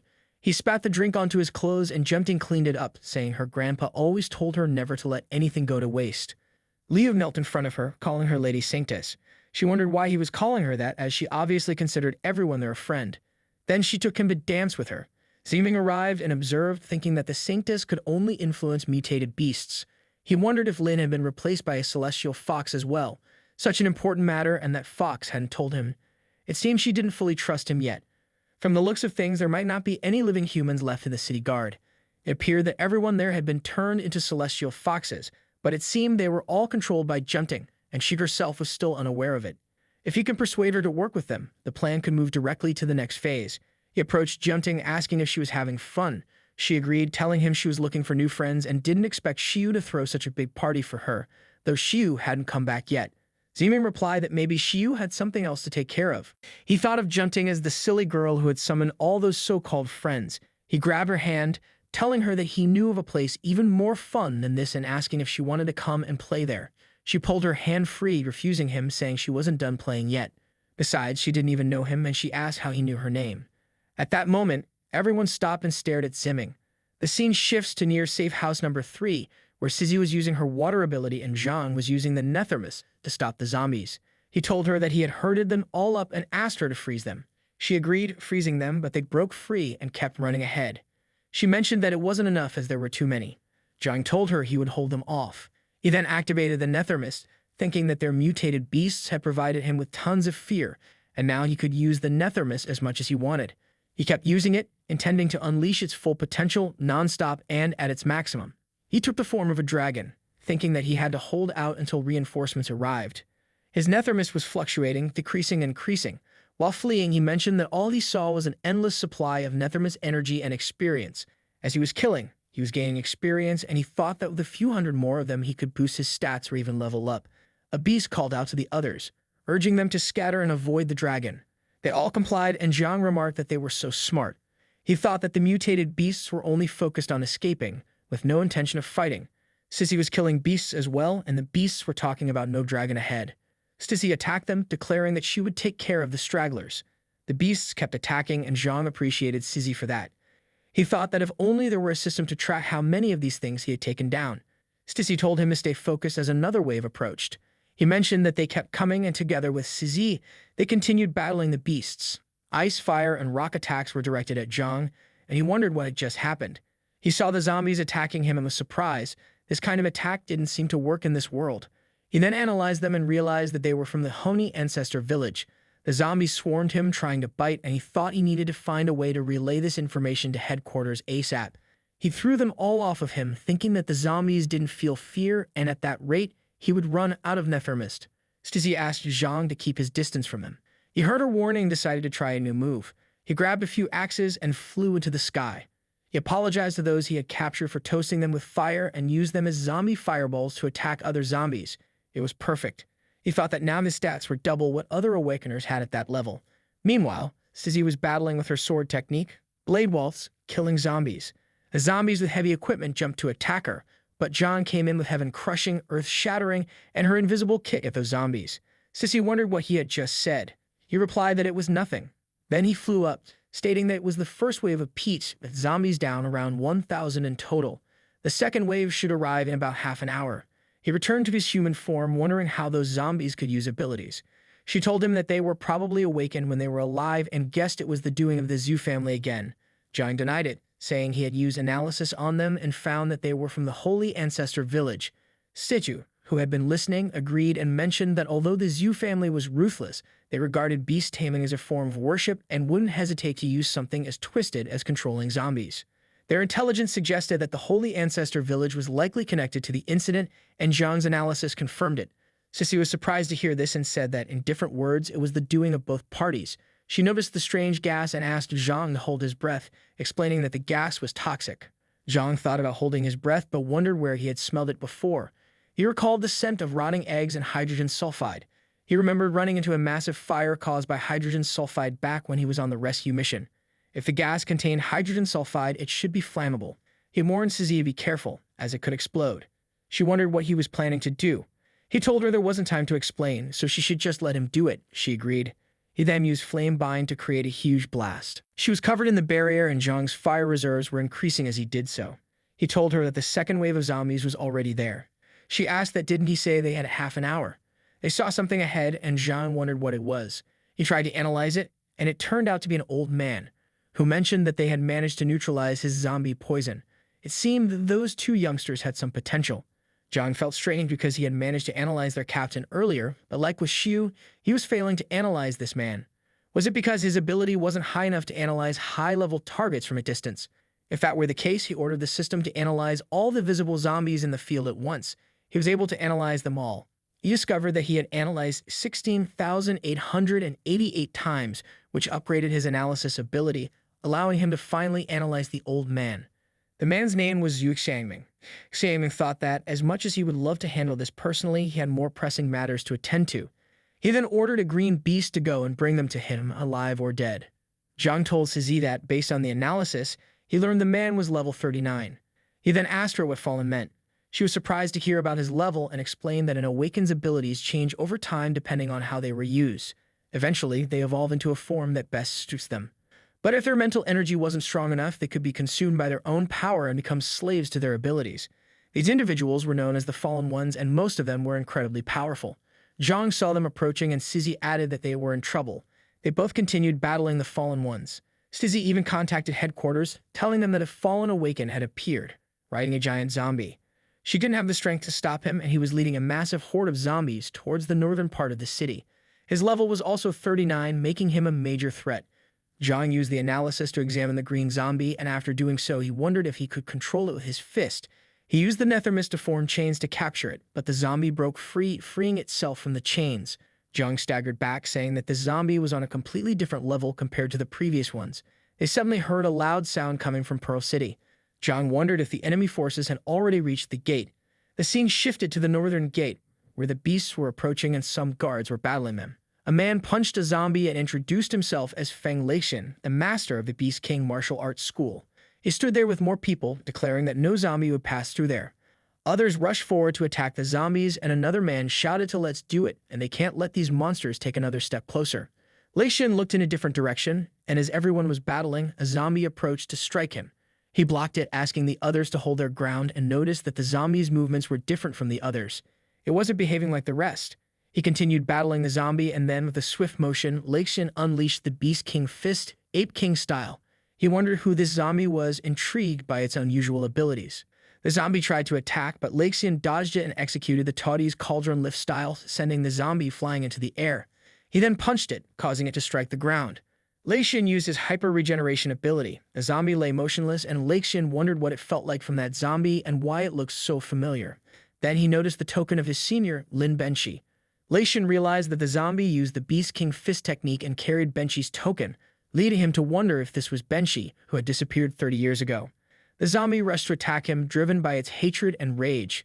Leixin recalled that back then, Benshi had left the city to investigate the case of missing awakeners.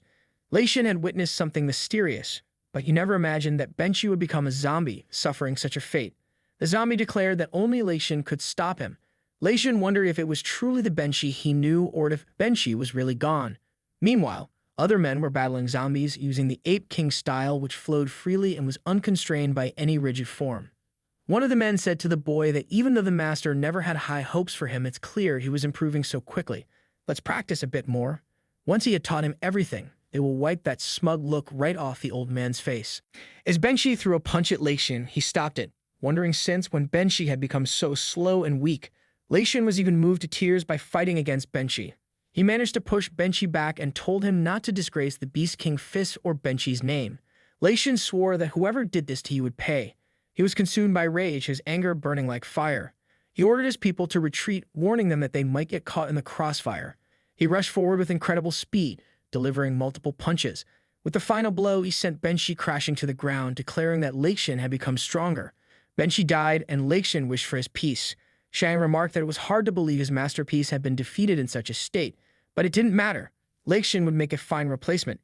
Leixin wondered who the person was who had done this to Benshi, and if they were the one who turned him into a zombie. Shang agreed, asking if Leixin had any objections and questioned whether insects like him truly believed they could stand against his army. The scene shifts to the Holy Ancestor village where a cult leader stood. When the men arrived, one of them bowed to the leader and reported that everyone was present. The cult leader instructed them to listen carefully. Their mission was to assist the low-level zombie horde in sowing chaos within the city. Along the way, they might plunder some supplies and spread their teachings, but once the Ziashi brothers successfully extracted the Saintess, they were to retreat immediately without delay. They all agreed and left, except for the boy who knelt. He asked if it would be all right to inquire about the king-level mutated beast within the city. He wondered if that would interfere with their plan. He also questioned the point of retreating after they retrieved the Saintess, since they had already declared war. The cult leader pondered his question, wondering if he was referring to the old fox who had awakened recently and was simply biding his time waiting for Shobei to reveal himself. The boy worried that the army might be in great danger if they attacked now. The leader reassured him, explaining that although the Saintess had not fully awakened yet, she was still a force to be reckoned with. Even a king-level mutated beast couldn't easily undo her influence. The celestial foxes won't lift a finger until she was out of the picture and Tinzi's Pearl City. Aside from that, fox was the biggest threat to them, which was Shobei and his purge squad. That's why she arranged for an insider to open the city gates ahead of time to create enough chaos within the city. First, they would use the Sanctus as a pretext for war and allow the zombies to enter the city. To deal with such a large-scale invasion, the Purge Squad would have no choice but to activate the Sun and Moon Pearl. Once Shobai uses the Sun and Moon Pearl to cleanse all the low-level mutated beasts and zombies in the city, Situ will expose himself, and so will the Purge Squad. As for why they retreat, without the Sanctus to restrain the Foxes, and with the Purge Squad out in the open, they will wait for the Foxes and Purge Squad to exhaust each other. This would make it easier for them to attack Pearl City. The boy asked, based on their spies, it seemed the Zhu family was also after the power of the Sanctus. What if they tried to interfere with the operation? She replied that she had already sensed their presence and the Sanctus was still disoriented, lost in her own mind. The Zhu family didn't stand a chance of manipulating her in such a state. The reason she sent the Xiaoshi brothers to retrieve the Sanctus was that their bodies carried the blood of the saint, allowing direct telepathy and communication with the Sanctus. It also seemed that the Zhu family's higher-ups were keeping their distance from the whole situation, likely trying to cover their tracks. If those few Zhu family members in the city tried to forcefully take the Sanctus, they wouldn't be a match for the Xiaoshi brothers. He agreed with her plan. She asked him to follow her, as they must depart as well. He did as instructed. The scene shifted to Siziv, who was battling zombies alongside Zhang. Zhang remarked that there were too many of them, and at this rate, it would never end. He saw a zombie cross in front of him and jumped to attack Sizzy. Zhang warned her to look out, and she barely managed to block the attack with her sword. The zombie's pressure was overwhelming, and it made her fall back. As the zombie rushed to attack her again, Zhang tried to help, but other zombies tried to capture him. His Nethermist was also running low. The zombie was about to strike, but a shield appeared to protect Sizzy, and a man in armor stepped in, saying that his grandma's shield wasn't just for show. She wondered if the man was Shozhan. Multiple attacks then came from behind, hitting the zombies around Zhang. Zhang wondered if it was the Phantom Sword and if reinforcements had arrived. Chen Suji appeared, kicking zombies out of the way, and apologized for being late. She then attacked the zombie threatening Sizzy, forcing it to fall back. Chen Ming arrived next and asked Sizzy if her swordsmanship had gotten rusty. Sizzy replied sharply, telling him to shut up. Chen attacked, warning them not to let their guard down, but the attack didn't work on the zombie. Zhang stepped in and told them that physical attacks wouldn't be effective and that he might know how to defeat it. He asked Ming to keep the zombie busy for a while, and Chen agreed to babble the zombie. Zhang moved to the back of the monsters, thinking that the fallen guy he had analyzed earlier controlled those zombies through toxins, and that toxin could be ignited. He then created a hammer using Nethermist, telling the zombie to use Scarlet Serpent Scale. Zhang thought that if he ignited the toxin inside the zombie, he could completely break its control. He lodged the scale inside and prepared for the next step. Now it was time for the fun part. He used Flame Bind on the zombie, and the strike caused the zombie to fall. Sue stood nearby, commenting that finally they had dealt with those tough guys. Zhang disagreed, telling her that the real tough ones had already reached Pearl City. There were still a few wounded at Safe House number 3, and Zhang was using an item to hide their presence, though he wasn't sure how long it would last. Ming reassured him, saying that Situ had briefed them on the situation, and that they would take care of the wounded. They had also seen what Zhang was capable of. He turned to Zhang, telling him to go as the city needed him, and to take care of the wounded. Zhang nodded, telling them he would leave the wounded in Ming's care. Zhang rushed toward the city, and as Ming saw Sizzy, he asked her to go back to the city as well, since they had enough people there. Sizzy agreed and then asked Zhang to wait. Together, they began heading toward the city. The scene shifted to the northern gate of Pearl City, where Leishan and others were battling zombies. Leishan was still in his enraged state, referring to the zombies as pathetic. Baidu was taking down zombies, noting that the Grandmaster was recovering, so he instructed the others to cover him with all their might. Suddenly, they heard someone mention a retreat. Just as Leishan attacked a zombie, he called out to Xian, asking if that was all he had, challenging him to come forward and show what other tricks he had up his sleeve. Shang responded, saying that originally the toxin's efficiency was the highest for making zombies, but he wondered why he kept encountering fire-type awakeners lately.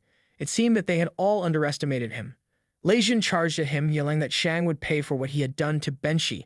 Furious, he shouted that it wasn't over yet. With one powerful move, he made Xian fall from the giant zombie, using a huge blast. Leishan declared that if they took out the leader, the zombies would fall. However, as he looked at the remaining zombies, he was shocked to see them still moving. To his disbelief, Shang was still alive, attacking him with zombie toxin and mocking him, asking if Leishan really thought he could kill him. Shang jumped back, and Leishan wondered if he had come back to life. He wondered what Shang had done. Shang realized that Leishan had already noticed that he had injected some zombie toxin directly into Leishan's system. Once it spread, Leishan would become a zombie as well. Lei Xin became enraged upon hearing this and grew even angrier. Xiang asked if he was trying to burn the toxin away by igniting himself, but warned Lei Xin not to waste his energy as the type of toxin he could burn off was just the most basic one. The toxin Xiang used to control the zombies was not just one kind. The other men called out to Lei Xin, telling him that the powerful zombies around him had been blessed with multiple toxins, and as long as the toxin remained, it wouldn't die. Lei Xin told them not to worry about him. The scene shifted to near safe house number 3, where the green zombie got up again. Ming said, "Let's see how long that defiance lasts." Lei Xin was surrounded by zombies at the northern gate. He was being attacked and shouted that he would make them pay for this. Xiang commented that it seemed Lei Xin still didn't understand the situation. Since he missed his senior brother so much, why didn't he join them? Zhang was battling and thinking that he had to end it quickly. He struck the giant zombie with a punch, causing it to fall. Then he saw that the toxin was spreading quickly in his hand, and soon 2 more zombies came to attack him. He thought to himself that it wasn't enough. The energy he needed to activate the final form of the Crimson Emperor's undying body wasn't enough, and if it kept spreading, he would turn into a zombie. If he lost here, the northern gate would fall, and he wondered if that would be the end of Pearl City. Just then, Zhang and Sissy arrived, attacking the zombies in unison. Sissy mentioned that based on the intelligence gathered, the Barrier Team and the Beast King School Grandmaster were in dire straits. She asked Zhang to go and rescue them first. Zhang agreed. Lei Xin wondered who these 2 were. Sissy told Lei Xin to hold on for a while, then turned to attack the zombies near him. With the opening she created, Lei Xin attacked with the Beast King fist and adamantine body, sending the zombies flying into the sky. Lei Xin approached Zhang, urging him to go back since it was dangerous there. Zhang reassured him, saying not to worry as he had come prepared. He told Lei Xin to let him heal him first. As Lei Xin was about to mention his wounds, Zhang used the pure blood body on him. Lei Xin winced in pain, and Zhang told him not to worry, as this was his healing method. Lei Xin remarked that the method was peculiar, not only healed his external wounds but also restored his stamina. He complimented Zhang, saying that Zhang truly had some special skills. Zhang was disappointed that he couldn't neutralize the toxin completely, but had managed to stop it from spreading. Lei Xin told him that it was enough for Zhang to suppress the toxin and then asked Zhang to buy him some time. He was going to take care of that abomination once and for all. Zhang then analyzed Lei Xin and got his stats. He wondered how he could speak so casually when he was dealing with the Fallen One. It would be better to assess the Grandmaster's strength if that was the case. Xiang asked Lei Xin to submit to him and become one of his zombies. Lei Xin denied, and instead he overloaded his heat, raising his body temperature. He rushed toward Xiang so fast and landed a powerful punch. Zhang told Lei Xin that he had analyzed Xiang and found that his life force was linked to the bear zombies. If they were to kill Xiang, they would have to kill those zombies as well. Xiang smirked, saying that they wouldn't be able to kill him. Suddenly, all the zombies rushed to attack Lei Xin. Lei Xin increased the pressure in his head and began attacking the zombies. He realized that the pressure was big enough, then asked Xiang if there was a way to quickly raise his body temperature. Zhang replied that Xiang's flames wouldn't even reach Lei Xin, so he wasn't sure if it would work. Zhang made a hand gesture and got closer to Lei Xin, offering some pills. He said that the pills might be able to help. Lei Xin wondered why Zhang hadn't used those Scarlet Serpent pills earlier. Zhang replied that Lei Xin hadn't asked. Lei Xin took the pills, and Zhang thought to himself that this was what he called a real fire devourer. Suddenly, the temperature around Lei Xin, which had been 4,000 degrees Celsius, normalized, and blue rays began emanating from him. Sissy watched in awe and wondered what was happening. Baidu remarked that he never thought he would see the Grandmaster unleash that form again in his lifetime. Lei Xin said it seemed like the battle was about to end. His body temperature had reached 6,000 degrees Celsius, and he now had such a domineering form that Zhang was surprised. He thought even the fire devourer wouldn't be able to devour a piece of that flame. Lei Xin told Zhang that this was his final form, which put a lot of strain on his body, so he needed Zhang to keep healing him. Zhang agreed, and Lei Xin asked his people to retreat and avoid getting caught in the crossfire. The people started retreating back into the city. Xiang wondered how this was even possible. The toxin he had planted in Lei Xin's body was gone. He ordered his zombies to listen to him and take down Lei Xin. Lei Xin used the Beast King's secret technique, Primordial Chaos Unification, and blew all the zombies away, turning them to ash within moments. He remarked that all 20,000 zombies had been reduced to ashes. Sissy was shocked by such terrifying power and thought that, of all the people she knew, Lei Xin should deserve to be in the top 3. A man arrived, telling them that it was bad news. The masters of the other 2 martial arts schools had betrayed them, and both the west and east gates had fallen. Lei Xin was shocked to hear this. Xiang laughed, saying that since Pearl City had already fallen, there was no point in wasting more time with Lei Xin. He added that even if he won now, he would leave a spot for Lei Xin and hope that when they met again, Lei Xin would still be as mighty and imposing as he was at that moment. Leixin responded, saying that next time he would surely kill Xiang. Xiang could handle it himself and told the others to return to the city and help the others. He told Zhang that the zombie toxin had been cleared, so Zhang should return as well. Inside the city, the mutated beasts caused widespread panic, making the humans flee in fear. Ziming watched as the city was destroyed and remarked that they could scream all they wanted. It was the sight Pearl City should have expected without the Trinizu family. As two men approached him, he asked how the plan was progressing. One of the men reported that around 8,000 mutated beasts had entered the city and were now under their control.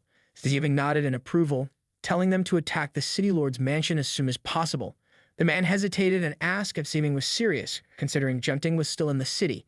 He mentioned that the mutated beasts would be affected by the goddess blood in her body once they got close to her. The second man agreed, adding that even the celestial fox's head had become his servant, so how could they possibly defeat her? Ziming explained that they didn't understand. Junting hadn't fully awakened yet. Her mind was like that of a newborn, and she was unconsciously and passively controlling all the mutated beasts around her. If too many mutated beasts approached her, her ability would overload, spiraling out of control. At that point, the city lord's mansion would descend into chaos, and they would have their chance to take her. Junting was in Shu's hands, and she referred to him as witty, asking him to stop licking her because it tickled. She rubbed her eyes, and as she looked around, she wondered where everyone else had gone. She then noticed that she was able to see them as witties suddenly. She told Shu that he was starting to look weird as well and asked who the beast was. She called them all cute. Ziming and the two men were watching this, and Ziming commented that it was as expected, given their sheer number. Junting wondered why there were so many witties outside. She then grew frustrated, grabbing one of the beasts by the head and fell to the ground, shouting for them to stop coming. Her scream was loud and piercing. A girl was running away from a beast, wondering where her mother was. As the beast was about to attack, Zhang and Sizzy arrived. Zhang grabbed the beast, telling it that they were in time. He then attacked the beast with a fire attack, wondering why it couldn't hold still for even 2 seconds. The girl's mother arrived, asking if her daughter was all right, and she recognized Zhang and Sizzy. Sizzy urged them to hurry and leave the area. Zhang said that the densely populated areas were just ahead, and they couldn't let the beasts advance any further. Sizzy contacted someone, instructing the Purge Squad to establish a defensive perimeter immediately. She then asked others to ensure the safety of the civilians. More beasts appeared, surrounding Sizzy and Zhang. She remarked that it would be difficult to fight so many mutated beasts without damaging the buildings. Zhang suggested they hold them off as long as they could, just to buy enough time for the others to evacuate. She agreed with him. Suddenly, the beasts started howling, and Zhang wondered what had happened. A person contacted Sizzy, reporting that the mutated beasts on their side had stopped moving as well. Sizzy was confused and asked what was going on. Junting began to glow, rising into the sky. Ziming, watching from afar, wondered what had happened and then realized something. Junting had released a powerful force, causing the enemies to lose control of all the mutated beasts in the city. Ziming wondered if the goddess of blood inside Junting had awakened. He thought to himself, of all the rotten luck, a 1% chance, and she had hit the jackpot. Junting flew by, calling out that there were so many witties. Ziming, along with the two men, rushed toward her, saying they'd catch up later. Suddenly, he felt a pressure, one that only a king-level mutated beast could make him feel. He wondered if King Yu had truly awakened. He wonders if Junting could be the reason behind Yu's early awakening. Just then, a man asks Ziming why he was standing there. Another man asks what's wrong. Ziming asks to get in touch with the others in Pearl City to capture Junting, as he has other matters to attend to. The man agrees and leaves. Ziming thinks that the king's awakening means the celestial fox now has a king-level combatant. Revealing himself now would be suicide, so it's best to stay back and observe. The scene shifts to a gate, where a man tells the others to form groups of 3 and clear out the remaining zombies. Then he notices Leixin and asks how his body was holding up. Leixin replies that he's fine and Zhang healed most of his injuries. Only a little energy was drained, so he will be fine after some rest. The man punches the wall, angered by those traitorous dogs, calling them worse than animals. Leixin tells him that at this point, their priority was to immediately clear out the zombies at the southern gate, then head back to the city to provide support. He then asks the man for an update on the situation. They see a boy telling another that a group of awakeners was approaching from the north. The second one wonders if it could be reinforcements. A few men arrive, shouting not to let them pass, and that no one gets into the city. The boy wonders if those people are from the Blazing Sun Martial School. The second boy replies that it's trouble now. They are coming this way. Leixin calls out to Wu Ruio, angrily asking if he still has the nerve to show his face there. Then he orders his people to get ready for the fight. The man next to Leixin says that the Blazing Sun Martial School abandoned the western gate without a second thought, allowing Pearl City to fall. The two boys rush towards Leixin. Leixin asks Ruio why he betrayed Pearl City. Royo asks if Laishin ever thought about living a different kind of life. Laishin wonders what kind of life Royo was referring to. Royo asks him to look around the city. It's a city aglow with 1,000 points of light, dazzling and yet so delicate. Every year, 100 die from mutated beast attacks, and it's like they're stuck, depending on that tiny bit of land. He asks if Laishin has ever wondered what it would be like if they could push humanity to produce a king. What kind of world would it be? He continues, saying if a king were born in the Holy Ancestor Village, not only would Pearl City be safe, but even the farthest corners of the world would be free from the threat of mutated beasts. Laishin mentions that the student who promoted the human king supremacy theory in his school must have been Royo. Royo says it's a shame that Laishin expelled that boy. He could have been one of them. Laishin wonders if being one of them means sacrificing the whole city. Royo tells him to relax, explaining that they came just to take someone from the Holy Ancestor Village, the one responsible for producing a king. They don't intend to destroy the city. If Laishin doesn't stand in their way, Royo promises that no harm will come to anyone. Laishin wonders what would happen if he refuses. Royo rushes to attack, saying they'll have to settle this with their fists. The scene shifts to the northern part of the city, a wooded area, where Junting was fleeing in the sky, with other beasts howling around. Zhang and Sizzy are hiding, watching. Zhang wonders if that girl was Junting, and if the mutated beasts stopped because of her. He tries to analyze her, and she keeps talking about all the cute animals. Zhang manages to see her stats and wonders if she has become a fallen one. Sissy wonders how. They both hide as someone approaches. A man wonders if they should head back. The second one asks what nonsense he's talking about. Their mission was to bring the girl back to the Zhu family at any cost. The first one responds that they've seen the situation for themselves. The city was overrun with zombies. The mutated beasts are under Junting's control, and they've lost contact with the others. There's no way they can complete the mission alone.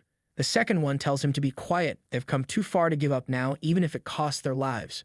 Someone approaches and says to just look, the Zhu family has come. Those who always hide in the shadows, and he never thought they would find one of them with such guts.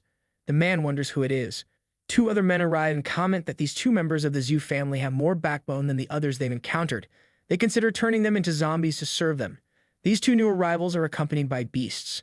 Zhang uses his analysis to learn more about them and tells Sizzy that they're from the Holy Ancestor Village, with powers similar to Junting's. Sissy suggests that they could be their leaders, so they should try to capture them alive to gather intel. The first boy from the Zhu family wonders how long and who planned to turn them into zombies. He questions what the zombies outside are doing, which faction they belong to, and why they're ruining the Zhu family's plan. He tells them not to waste any more time and urges them to get over it. The two of them rush to attack Long and Hu, but Ace senses something different. Hu comments that it's pathetic. These two only talk, not fight. He thought they would be stronger. The boys wonder if their bodies are paralyzed. Long tells them not to waste their energy because the more they struggle, the faster they'll die. He then releases his beasts to attack them, and poison gas was released as well. Each beast targets one boy, but they attempt to fight back. Long comments that the boy was good, but it's too bad he won't last long. He suggests they stop resisting and willingly become zombies. The boy captured by the snake uses his power to counterattack. Hu tells Long to look out. The attack was deadly, and both beasts are killed. Hu remarks that it was close and that it's a good thing the beasts were in the way. Junting arrives, fleeing, and wonders what happened to the two boys. She approaches surrounded by green light, and Hu refers to her as the Saintess, asking how she got there. She assures them not to worry, as she will heal the two boys. Long and Hu greet her by bowing, telling her that they came to escort her. She mentions that there's something dirty inside his body and offers to clean it for them. Hu wonders what's wrong as he's unable to use his power. Long recalls that they had been told the Saintess hadn't awakened yet, so how could she do this? They ask her to stop, explaining that extracting the saint's blood from the mutated beasts will cause a backlash. Then the beasts are healed, and she hugs the tiger, asking if it didn't like it there. She tells them to follow her, suggesting that they join the other Widdies elsewhere. As they begin to leave, Hu comments that the bloodline suppression could mean the Saintess has fully mastered the goddess blood. Long replies that if that's the case, they won't be able to guide her back to the Holy Ancestor Village using the bloodline connection. Her mind was too far gone now. They both get up, and Long continues, saying that there's no choice.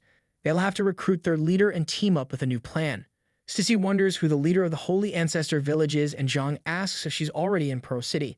Sissy seems particularly concerned and explains that the leader of the Holy Ancestor Village was Lei Oxu. She was once the second city lord of Pearl City, and was the most wanted criminal on the Purge Squad's list. Sissy adds that Lei Oxu was the one who killed her master, and the scar on her face was also her doing. Oxu was dangerous and strong enough to go toe-to-toe with their captain. They needed to find out if the monster was really in Pearl City. They might not be able to control Junting right now, but they could take those two. Zhang comments that Junting and the mutated beasts are far away, so now was their chance. Sissy suggests capturing them alive. She then uses her water powers to attack. Long senses the attack and pushes Hu to dodge, but it turns out there's someone else hiding. Sissy tells them not to move.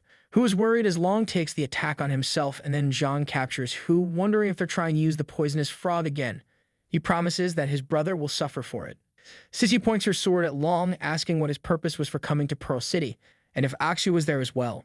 Long refuses to answer, so Sissy slashes his chest. Zhang acts menacingly, telling him that he can stay silent all he wants, but she won't stop carving him up, and he'll take care of the healing part to make sure he doesn't die too easily. Long refers to them as monsters. As Long was being healed, Sissy continues to attack him, making sure he feels the pain. Sissy then contacts headquarters, telling them that she and Zhang have captured 2 members of the Holy Ancestor Village. According to their information, one of the Holy Ancestor Village's objectives was to take away Junting, who had awakened the goddess bloodline. She adds that Aksu was also in Pearl City. Manny was shocked to hear this, and Siju told him that he understood the situation. He then asked Sissy to keep an eye on those 2, and if anything worse happened, he would handle it himself. He then asked Manny to prepare the teleportation array. Manny asked if he was really going to activate the Sun and Moon Pearl. Sigu explained that the pearl was hidden in the city square. Once it was activated, he would be exposed, and the Celestial Fox King had yet to show himself, so revealing his identity would be too dangerous. Seju continued, saying that the original plan had been to lure out the Celestial Fox King and have their squad hold him off. That way, he could have activated the Sun and Moon Pearl without interference. However, with Aksu now involved, things had become uncertain. He would have to take a gamble and activate the Sun and Moon Pearl before they could reach him, because it was the only way to save the city. They couldn't afford to wait any longer. With that, he stepped into the teleportation array. The scene shifts to the Memorial Monument Square where Situ, along with a few squad members, arrived. He told them that Pearl City was in utter turmoil, and the people's hearts had changed, forming a vast and overwhelming force. He could stop the Zhu family and hold back the mutated beasts, but he wondered how anyone could stand against the overwhelming force of the human heart. Aksu arrived and asked if they were going to stake everything on the Sun and Moon Pearl. Many wondered how Aksu had gotten there, and she was sure that she had sensed Aksu's presence. Segu said that no plant survives contact with the enemy. Many suggested staying on guard as they had company. Aksu asked them to give it up as a failure, and the moment they stepped foot in the square, driven by their desperation to end the zombie plague, victory was already hers. Segu wondered why she was so obsessed with winning and losing. Had she ever stopped to consider that the path of the human king differs from the natural order? She was rewriting the rules of the world by force, and it was only a matter of time before her interference attracted king-level mutated beasts from every corner of the globe. He wondered what would happen if she failed to reach king level and what would happen to humanity after. She was confident that she wouldn't fail. Sigu's eyes turned red with aggression as he mentioned that she already had it. The moment she first raised her blade against an innocent, the moment she allied herself with Xian, and when she decided that the ends justified the means. This was when she truly lost. She walked the path of lies, not the oath of a king. She replied that the ancients said, for a general to achieve greatness, countless bones must be piled high. She was walking the path of a king, and wondered if Sidhu expected anything less than bludgeoned. The path of lies and the path of the king, she said, in the end, history only remembers who came out on top. Sidhu pointed out that she was only becoming more deluded, and that her actions would get more people killed, even dragging humanity to the point of no return. She had a horde of zombies behind her. Akshu mentioned that she never expected to talk about it with him, and that's why she had brought some friends along. She thought that once the Sun and Moon Pearl was activated, it would attract the Celestial Fox King's attention soon, and Akshu couldn't let that happen. At least not until she had the Sync test, and then they would use the king to deal with Shibai. She declared that no one would activate the Sun and Moon Pearl. Just as Shanghai arrived, said he was shocked to learn that he was now the current city lord of Pearl City. How could this be? Shanghai explained that the Celestial Foxes were incredibly powerful, and Oxy was correct in saying that humanity needed a king to unite them, rather than remain a scattered mess. Sita retorted that Oxy was no leader and would not succeed. Shanghai countered that Oxy had a better point, that something needed to be done, regardless of whether the outcome was good or bad.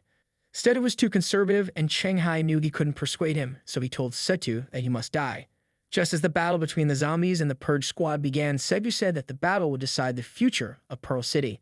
The scene shifted to the residential park in the southern wooded area of the city, where Junting was walking with the beast.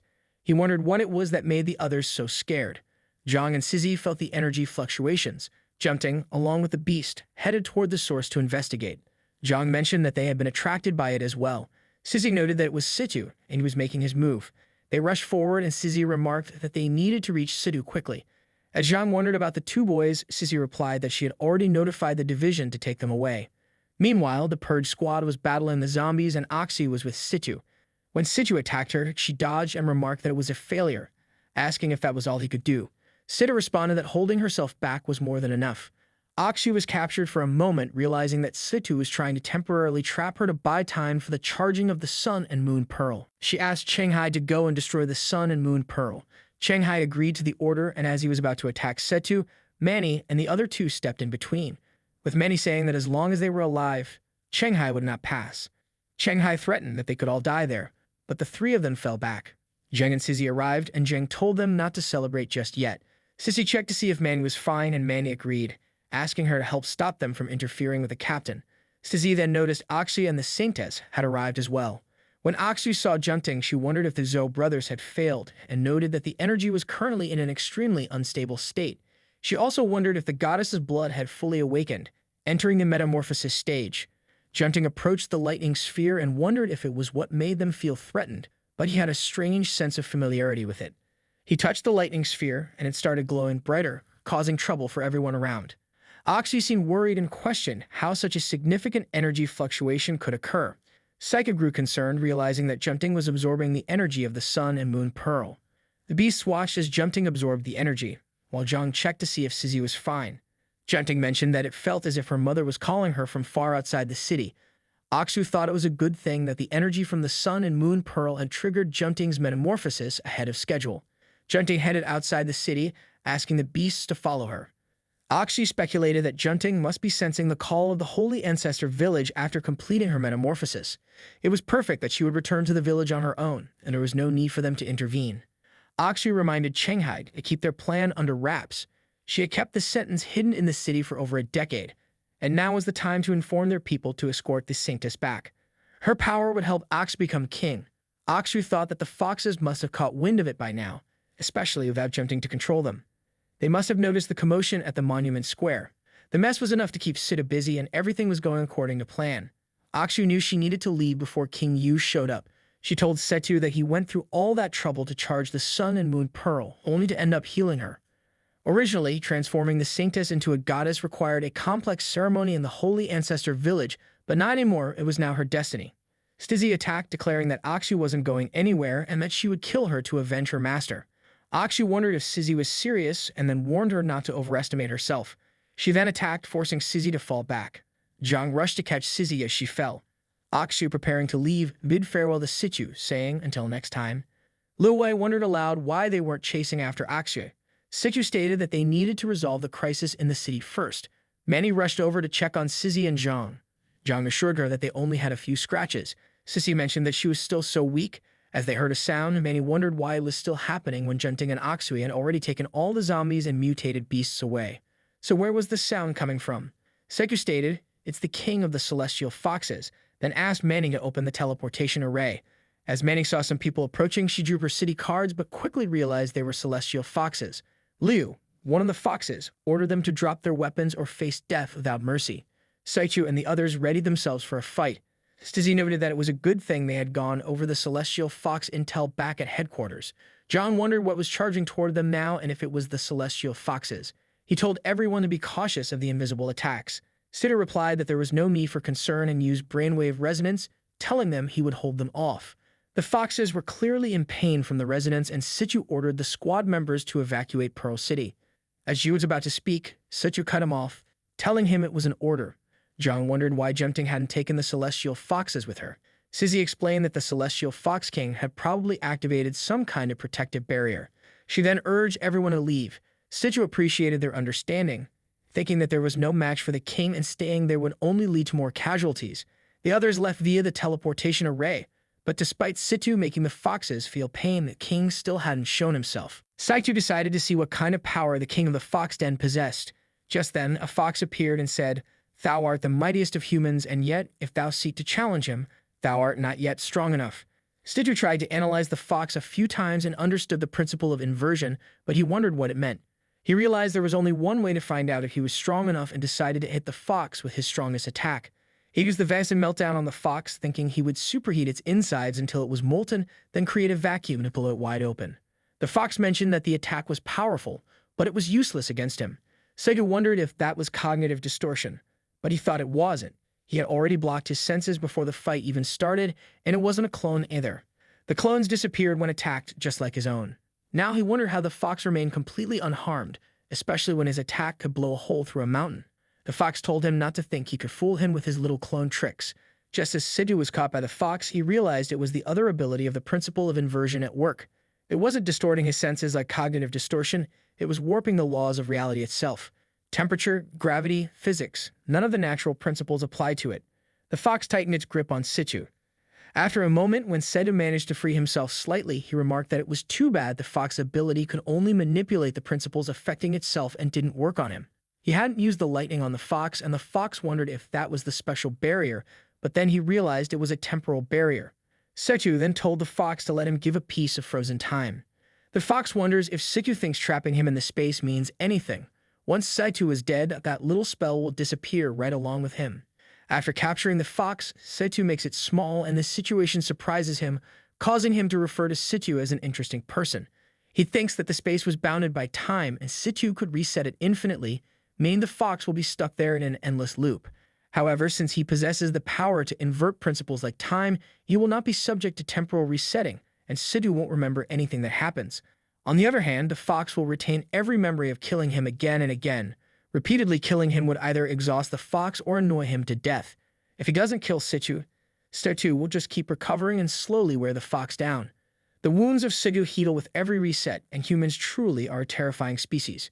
Perhaps those rumors the other species whisper are not so far-fetched after all.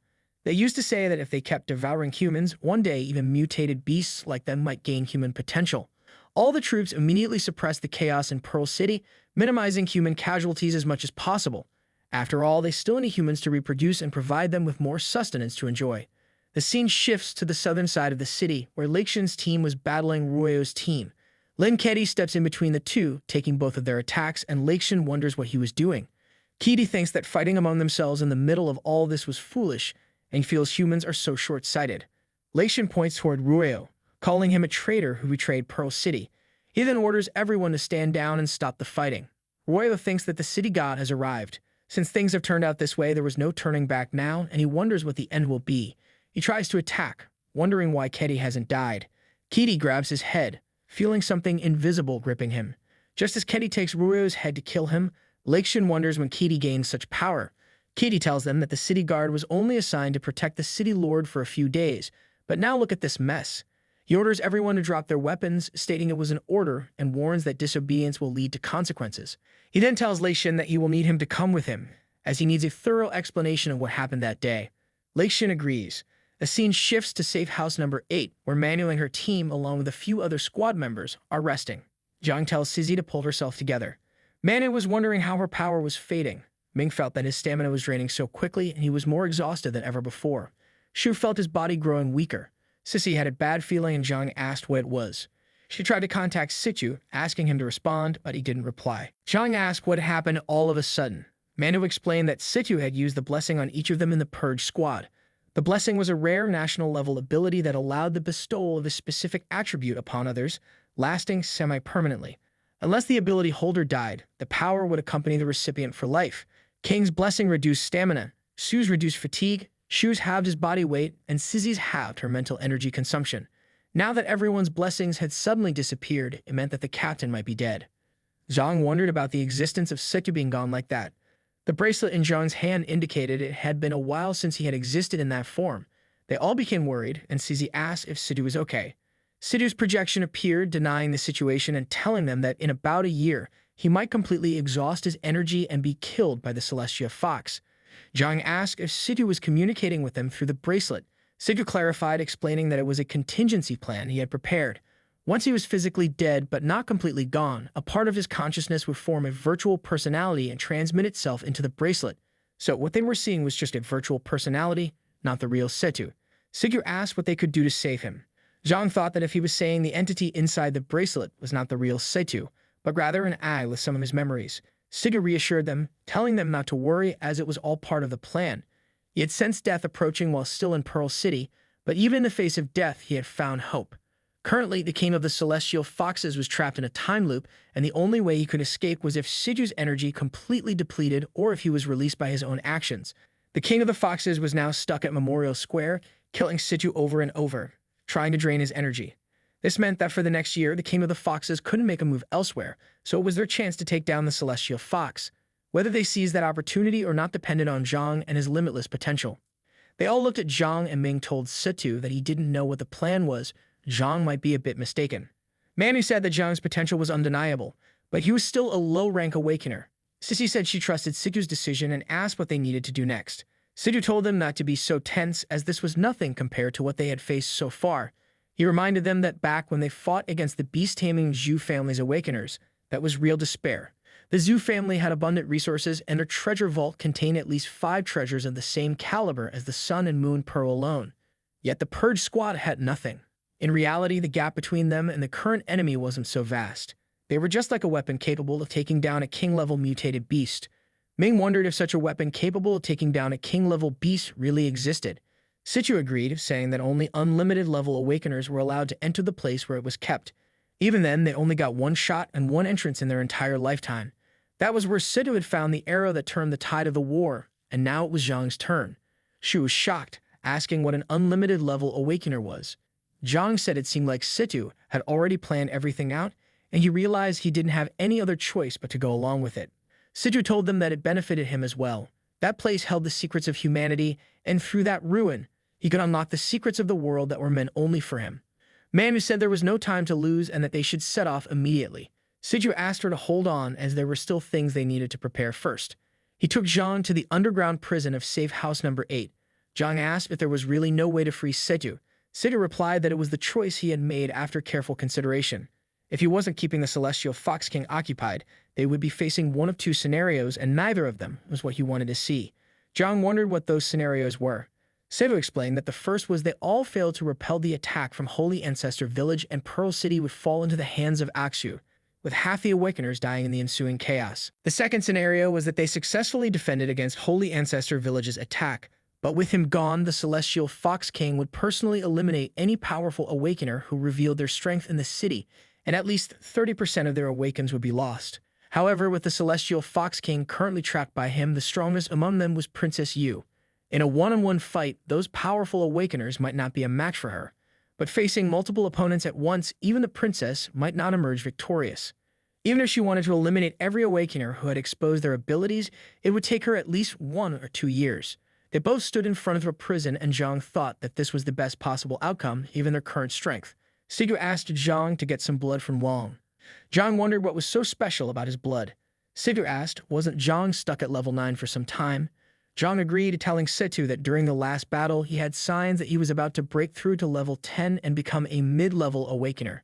But at the critical moment of the breakthrough, he was inexplicably blocked.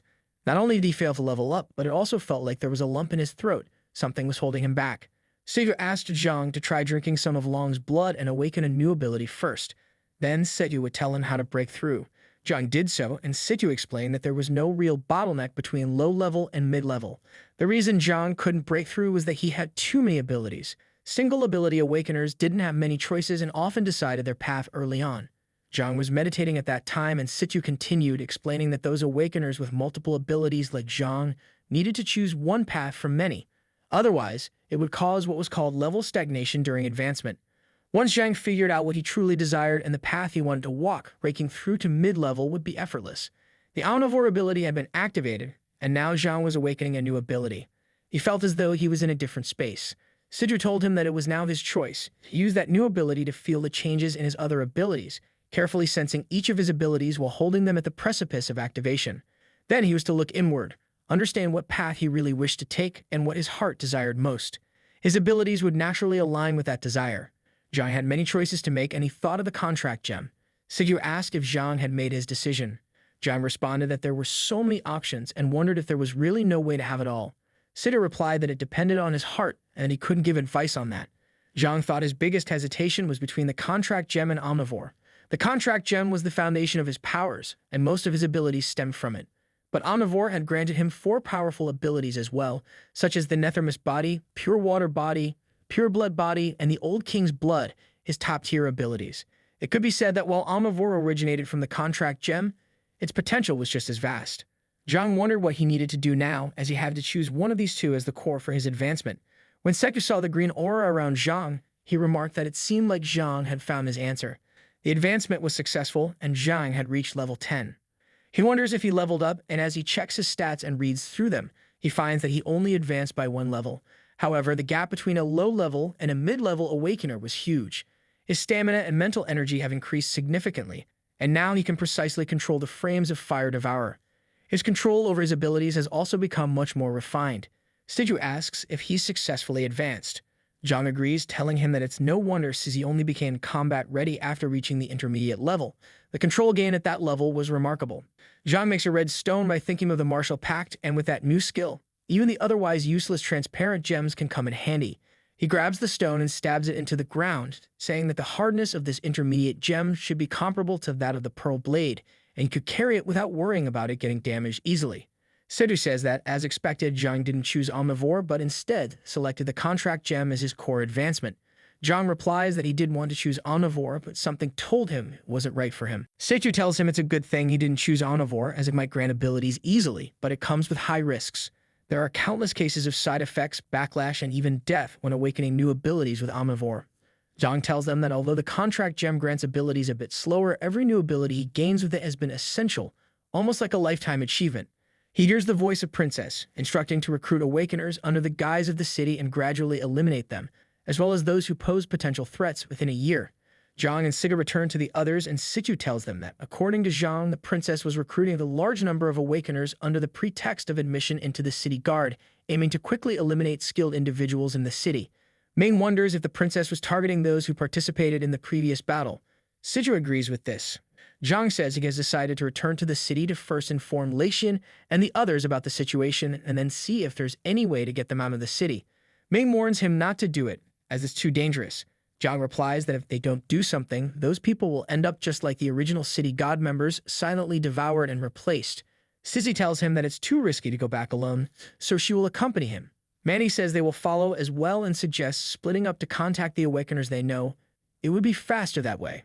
Sitter points out that they can't be sure if the awakeners they know have already been replaced by celestial foxes, and they may have exposed themselves too easily.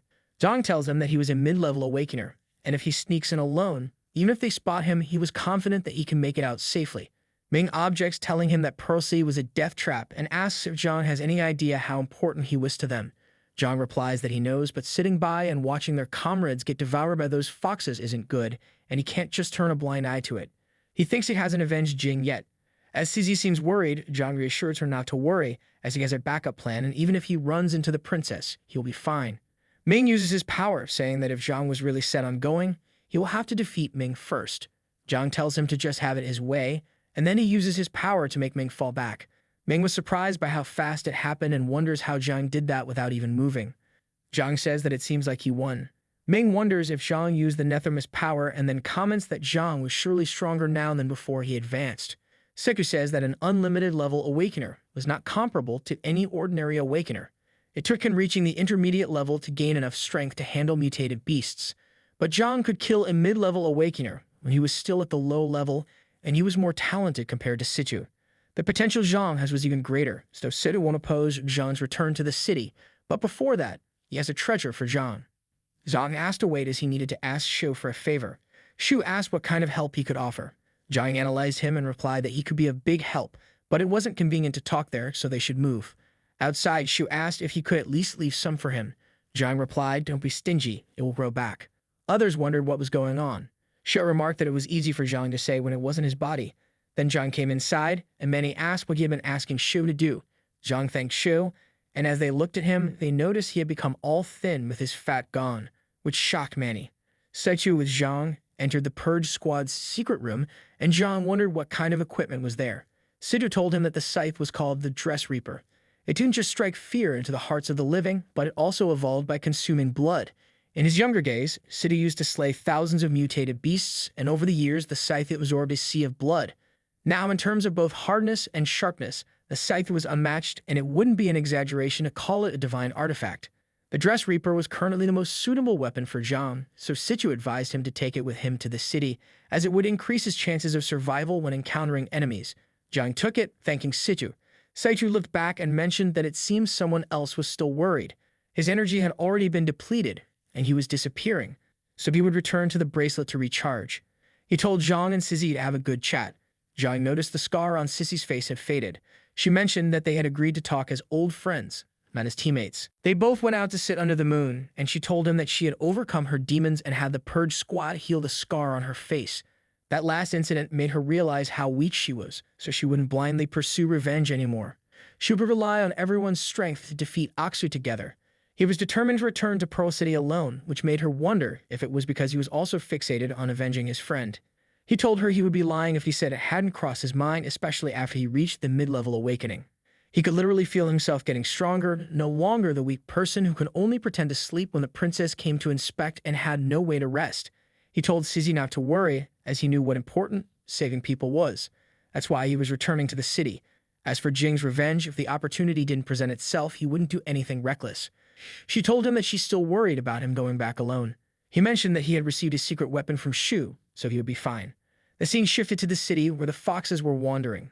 Zhang was walking by, covering his head and face, thinking that the celestial fox patrols had surely stepped things up.